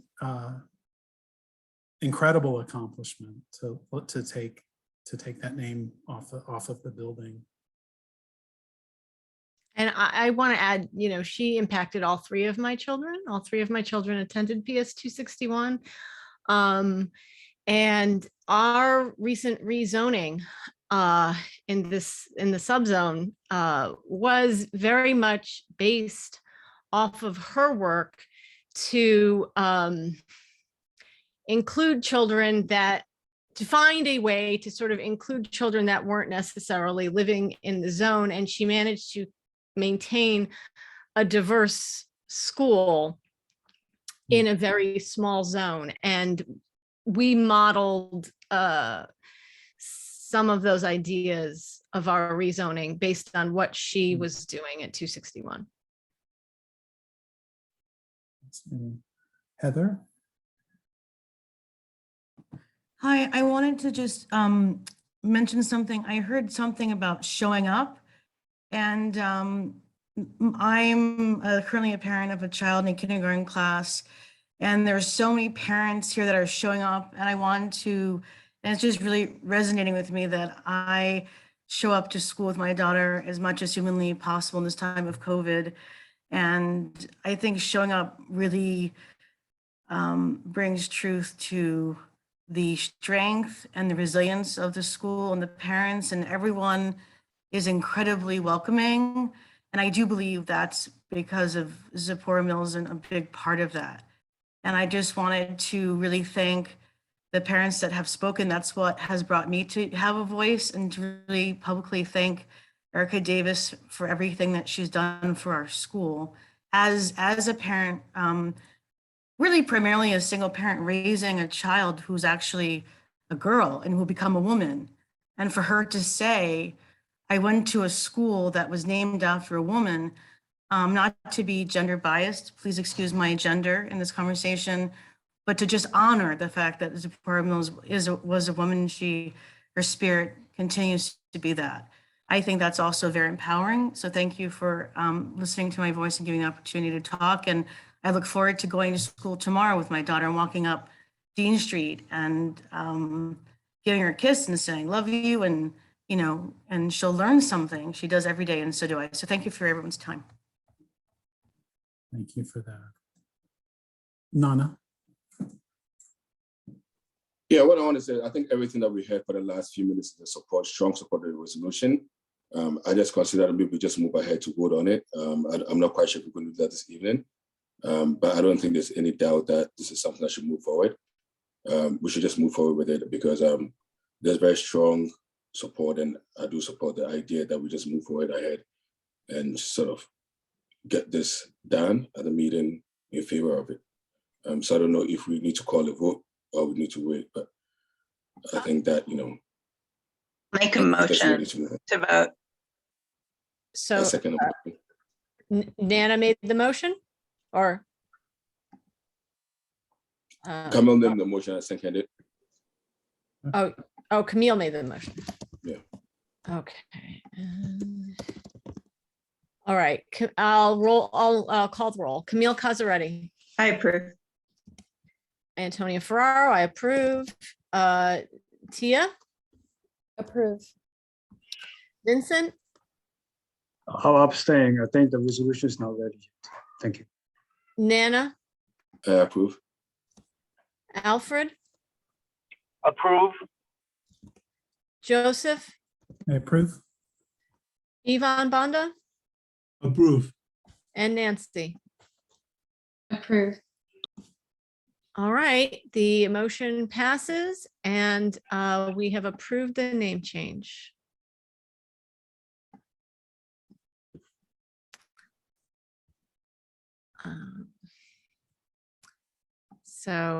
Thank you, Erica, for coming and explaining that all. And thank you to everybody from PS261 and sharing your thoughts. And we look forward to that sign being removed from the school. Do you have any idea when this will be official? I think it has to be approved at the central office and then it goes from there. I think it has to go to the mayor's office too. It comes to us at FACE. I'll send the paperwork to you, Superintendent Scott, tomorrow. It's part of the Chancellor's reg. I looked it up before the meeting. And then it should go into effect as long as we get it in before March 1st, which looks like we will. It'll go into effect beginning of next school year. Oh, excellent. Thank you. As to when the sign would change, that's another conversation, I guess, with facilities and all that to figure that out. But the official name on paper would get changed. Right. Thanks so much, everyone. This is wonderful news. Congratulations. Congratulations to us all. Thank you. So next on the agenda is a proposed resolution. I will turn the floor over to Antonia to brief us on what's happening. I'm going to share the screen again.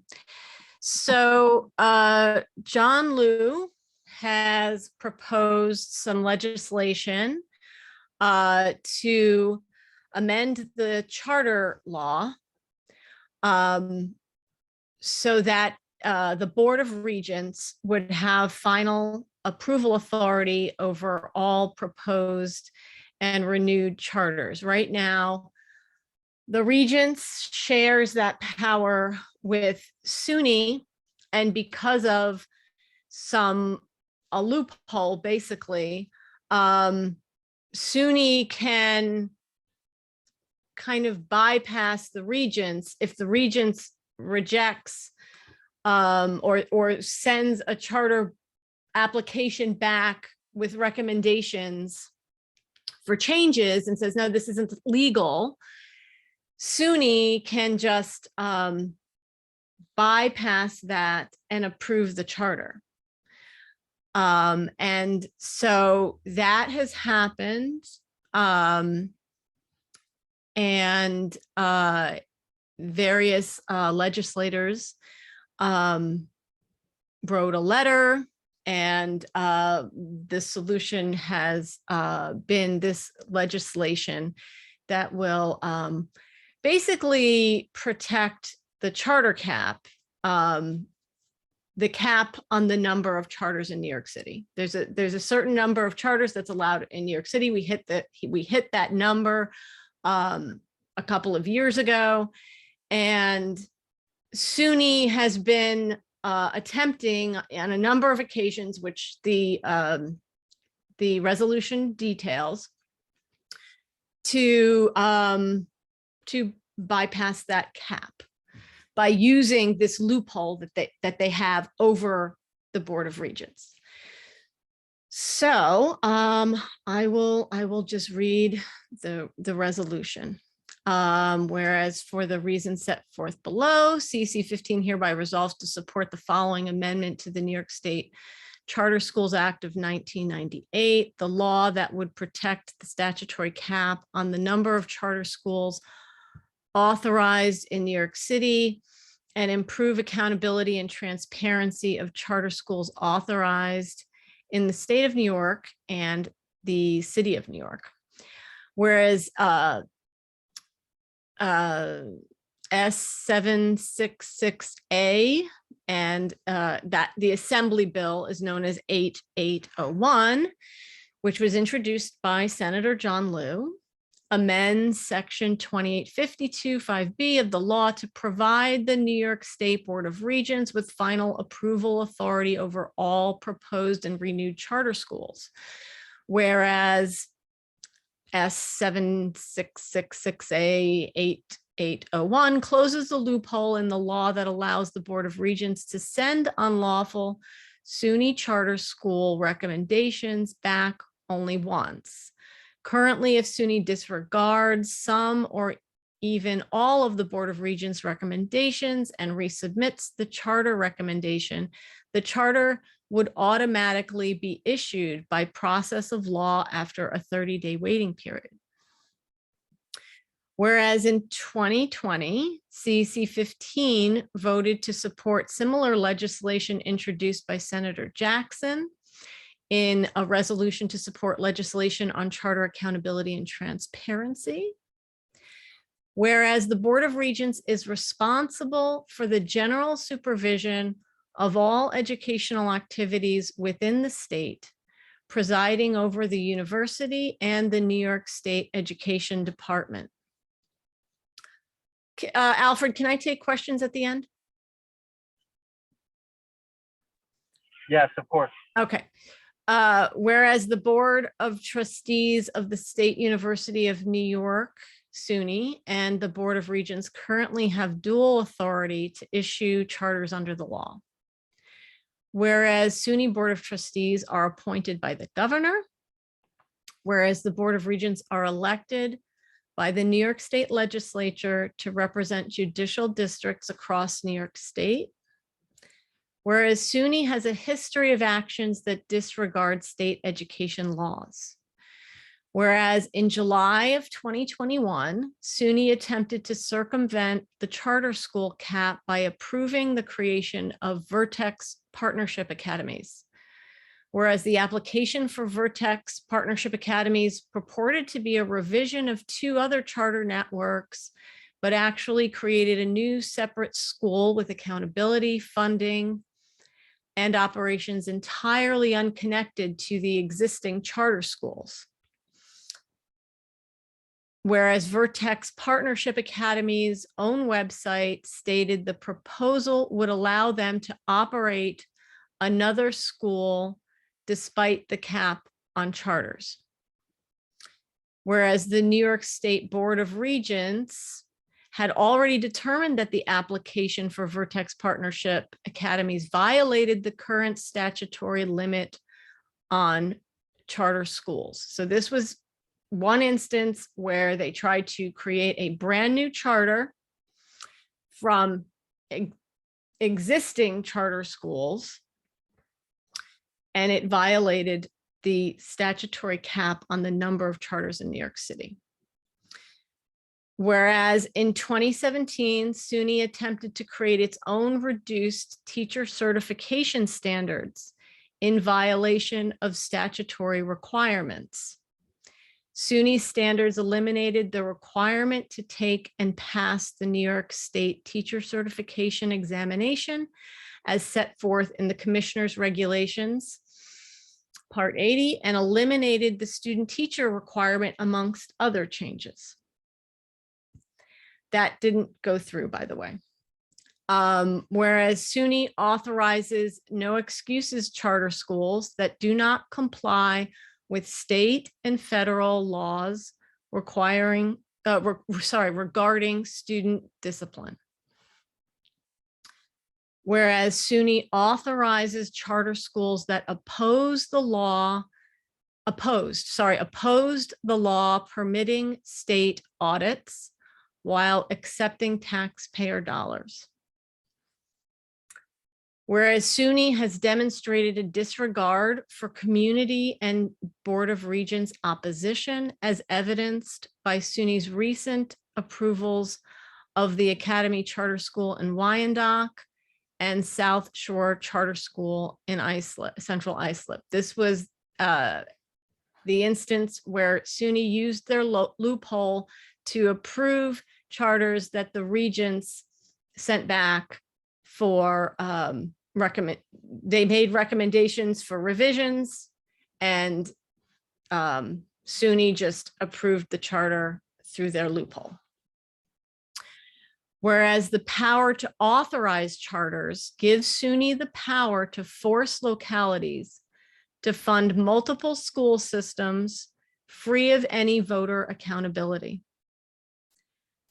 Whereas SUNY's shared power to authorize charters confuses the public and contradicts the mission of the Board of Regents to oversee all education activities within the state.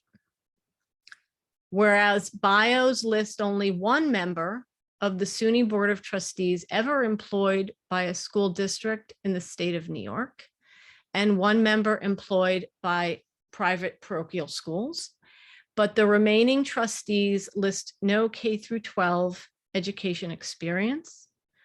Whereas the Board of Regents is principally comprised of former public school teachers, administrators, district superintendents, and even a former CEC member. Whereas CEC15 voted to oppose an increase in the state charter school cap and the city charter school subcap in 2019, similar resolutions were passed by the ECC, the Citywide Council on Special Education, and 11 other CECs, including CEC1, CEC3, CEC4, CEC5, 6, 8, 13, 17, 19, 21, and 32. Whereas over 80% of the state's charters operate in New York City. Whereas enrollment is declining across New York City.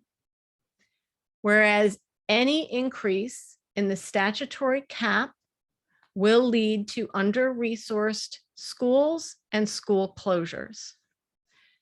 The Community Education Council District 15 therefore resolves that the New York State Charter Schools Act of 1998 and affected laws should be amended in accordance with New York State Senate Bill 766A, and resolves that the Board of Regents be the only charter authorizer in New York State, and resolves that New York State maintains the statutory cap on the number of charters authorized in New York City.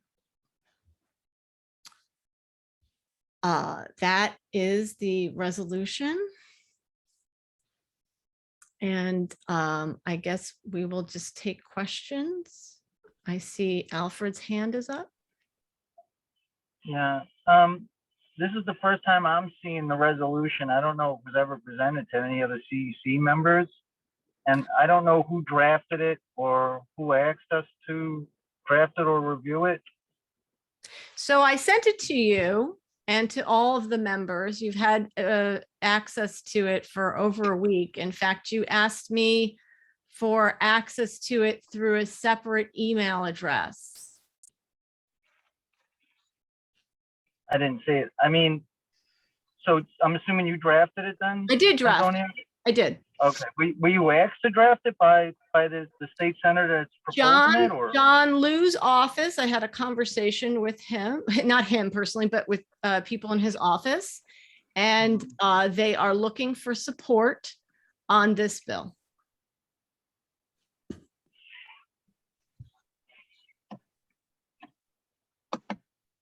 May I add something there? Mm-hmm. So we have been discussing for a number of years the idea that SUNY should not be an authorizer. And so this is nothing new. And in fact, I would dare to say that this idea for this bill came from us and others who believe that this authorizer is not really doing their job the way this job is supposed to be done. It needs more oversight and accountability. So I wholeheartedly support this resolution. And I thank Antonia for her never-ending good work in this area, and others, of course. So I know this has been out there for a few days, and we did send it to the public as well in the announcement twice. So I'm hoping that we will get some comments from the public. So I'll be quiet now. Thank you. Yes, I'll ask for the public to raise your hand if you have any questions or comments on this topic.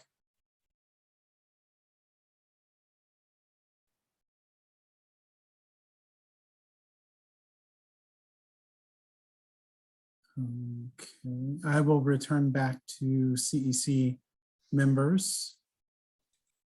Vaughn? Yes, I just want to add that year and a half ago, I think Antonia and myself, we attended, correct me if I'm wrong, Antonia, but I think it was 2 nights in a row where we were part of the people presenting comments, complaint. I mean, there were like, in each night, there were like 100+ people making comments of different kinds, different schools, different, how they were treated, how horrible some of the schools were. And we presented that to SUNY. Is that correct? Well, what happens is SUNY doesn't have to solicit, doesn't have to hold a hearing. SUNY doesn't have to hold those hearings. The DOE holds those hearings. And so all of that dissent goes to the DOE from the community, but the SUNY never has to acknowledge any of that opposition. And ignore all the comments of those 2-3 nights that we were there with hundreds of people. Yeah. That's all what I want to add. Yes. So it's nothing new. It's nothing that it is just this year. It's something that I participated a little bit, but I'm still learning from Antonia and all the things that she's been doing and participating on all these meetings.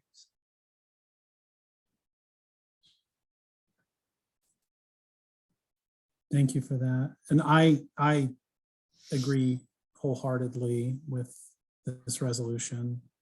I couldn't agree more from a couple of perspectives. As the spouse of a D15 public school teacher, as a trauma-focused psychotherapist in foster care, who, you know, I've lost count with the number of children over the years that have ended up in charter schools that very abruptly figure out ways to get them to leave through calling foster parents and say, pick up your kid, behaviors that you would never see in a DOE school, but there's no accountability. And you know, for that type of behavior in the charter school, you know, in the public school, they can't do that. They wouldn't do that. And I can say that from the perspective of, you know, a D15 parent, like most of the people on this call, I can say that, one, I don't want SUNY, whose track record is to honestly, in their decision-making as it relates to the CUNY, you know, it is unbelievable how not city-focused their decision-making is. It feels like we're being managed by an upstate presence who doesn't have a vested interest in the success of our D15 or any New York City public school students. Tia? Thanks, Antonia, for doing all of this work. Just for the new members, Antonia has put in hours and hours and hours drafting these very complex and well-researched documents.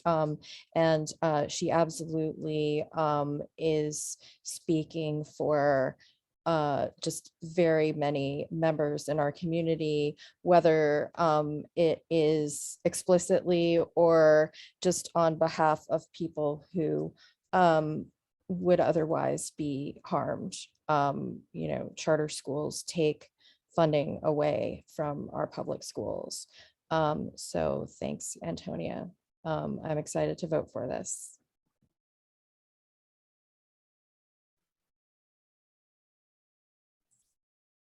Thank you. Any additional comments or questions from either CEC members or public?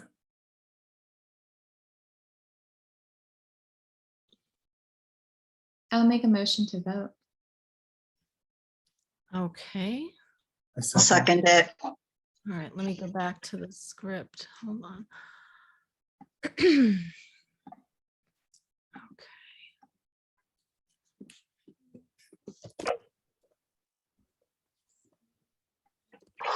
Okay, Camille? I approve. Antonia, yes. Tia? Yes. Vincent?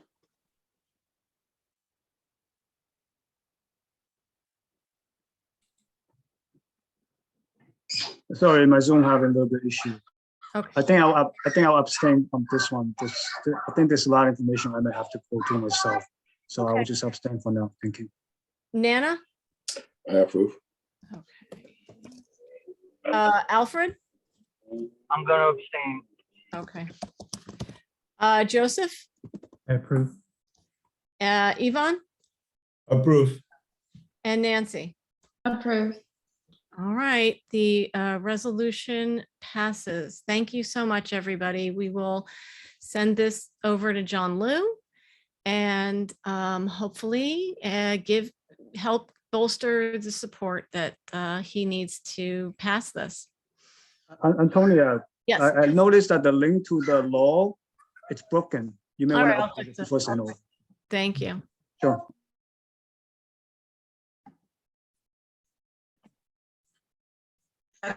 Okay, thank you. So the next thing on our agenda is the ad hoc diversity committee update. Nancy, may I hand the floor over to you for just some quick updates? Sure. Thank you, Camille. So we've had 2 meetings so far of our diversity committee, and our last meeting was last week. And I'll go over some of the things that we discussed. The diversity committee, the ad hoc committee, ideally will be looking at projects for the next 3 to 6 months. And so we discussed some projects that we think might be possible to accomplish in the next 3 or 6 months, or at least begin to do some legwork on. One of the projects is the rezoning of subzone 3 of District 15. And we're looking to survey kindergarten parents who applied this year to get information about their experience of applying with the survey. Another concern that has come up is busing, and we have a question as to whether the 6th grade busing of District 15 middle school students has increased integration of the middle schools. And so we're looking at the demographic data from the DOE to analyze the data and to better understand if the busing of sixth graders was helpful in further integrating the schools. We had a parent, the PTA president of one of the District 15 schools, middle schools, joined us on the meeting. And she said busing is crucial for students in her experience at her children's school. Parents from the other side of the district felt much more safe with their children riding the bus to the school. She said busing is beneficial for everyone because on the bus, kids from different socioeconomic groups and neighborhoods can mix with one another and get to befriend one another. So a quote from her is, busing is definitely something we have to keep. But she says one concern is kids who ride the bus cannot participate in after-school activities because there's only one pickup for the buses, and that's at 2:30 p.m. The other issue is that it's especially difficult for students in temporary housing who must be picked up right after school and often have much longer commutes to other parts of the city. And so we want to look into looking at a second pickup for students to be able to do after school, as well as I mentioned, looking at if busing has increased integration. We are also looking at the ICT classrooms and integration, and we're excited to see the diversity plan presentation from the superintendent's office. We know that WXY will give us is putting together the data and will provide a report in the spring. And maybe we could have a preliminary report from the superintendent's office sooner, because we're very excited to get more information about ICT classrooms integration and ultimately the diversity plan from the district over the past 3 years. And then mentioned earlier in this meeting was the diversity committees across the district. Each school has an equity committee. The district has an equity committee. Of course, now the CEC, or not now, but the CEC has had one, and again, we have one. So they all meet at the Equity Congress, and or they can meet, I should say, at the Equity Congress. And we're wondering if there is a way to really go through and see how to create more of a connection where they're all organized in some other way. So not in some other way, but rather just there's like a central way for all of them to communicate. So we're looking into, we want to get in touch with Gina Keller's office at the superintendent's office, and just find out how we can connect all of the equity committees. And then we also discussed racism conversations, possibly hosting a conversation with a facilitator. It sounds like unfortunately I was not able to be at the Equity Congress last week, but it sounds like that was a really positive experience for the people who were able to be there. And having some type of welcoming and safe space is really important for families. That's what families often say that they're looking for in a school for their children. So we're looking at having a facilitator to be able to host some conversations. We also put together a resolution for restorative justice, for there to be a team approach to restorative justice in the district. The CEC had voted on that last week, and so we discussed that at our diversity committee meeting, and I think that's it. So thank you. Thank you for that. That was helpful. Before we go to public comment, I was gonna I wonder if for the students in temporary housing doing after school activities, I wonder if it'd be possible to repurpose McKinney-Vento funds to pay for that. Maybe that's something we could look at, because I don't think much of that money gets used as much as it is. But anyone have an idea of who we could ask in that regard? Maybe we could write a resolution calling on the DOE to do it.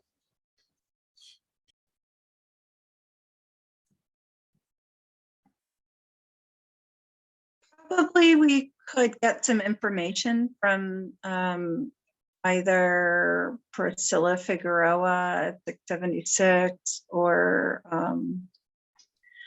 Maria from 124 about how those funds are put into the budget and what they're used for, and if they would be allowed to move them to an after-school line.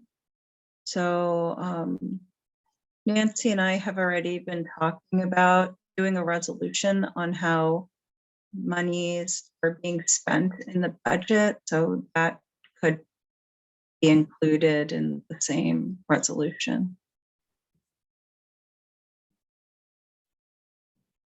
Thank you for that. Let's move to public comment. This is a portion of our meeting where anyone in the district is free to make comments, highlight an issue, or ask a question.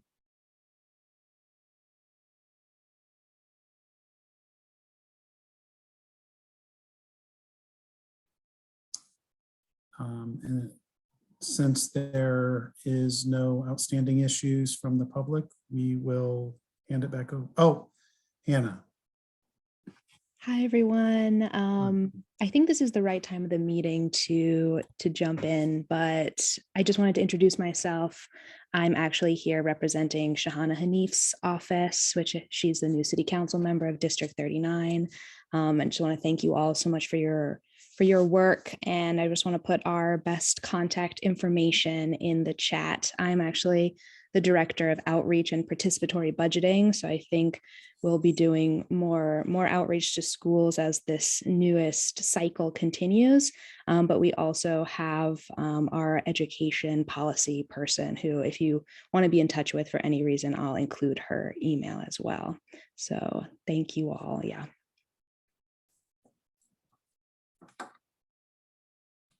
Excellent. Thank you for joining us. What is the name of the education policy person? Great question. Her name is Mia Perez, and I put her email in the chat as well as mine. And I think email is the best way to be in touch with us right now.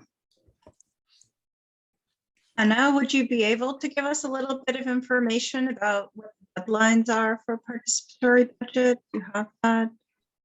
Yes. So you might have seen that ideas collection ended this past Sunday, and we have collected around 134 ideas, which was very exciting. Now we're in the phase of preparing those ideas with the agencies. So that will end on February, I think it's February 22nd. And then we'll prepare the ballot, and vote week will be the first week of April. Yeah. Good. Thank you so much. Thanks for being here. Yeah, and if I could ask an additional question, I've had a number of parents from the district that had issues that DOE wasn't really willing to budge on, and really needed some additional advocacy. And I've reached out to the prior council person's office, and sometimes I'd get a response, but sometimes got ignored. And I'm wondering which email you would prefer me to send those types of issues to seek, a partnership. I think that emailing our education director is the best contact for advocacy towards DOE specifically. Okay, thank you.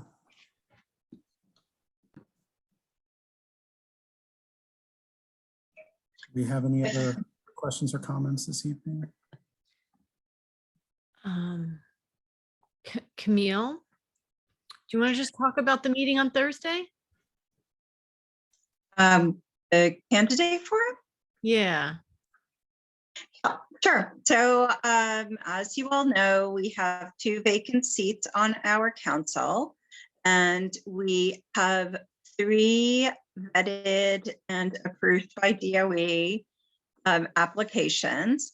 So we offered the candidates 2 different dates, and unfortunately we couldn't narrow down to one. So we are going to meet candidates on Thursday at 6:30 and on February 3rd. And we'll just ask them a couple of questions and get to know them. And then we should be able to vote at our February 15th calendar meeting. This will be recorded, right? Okay. Yes.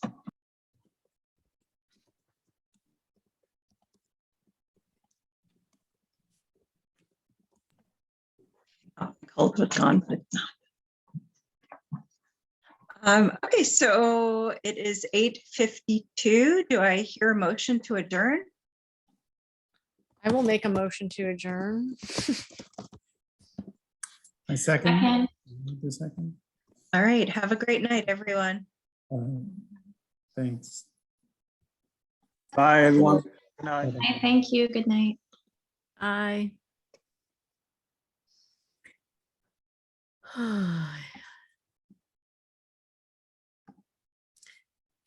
Good night, everyone.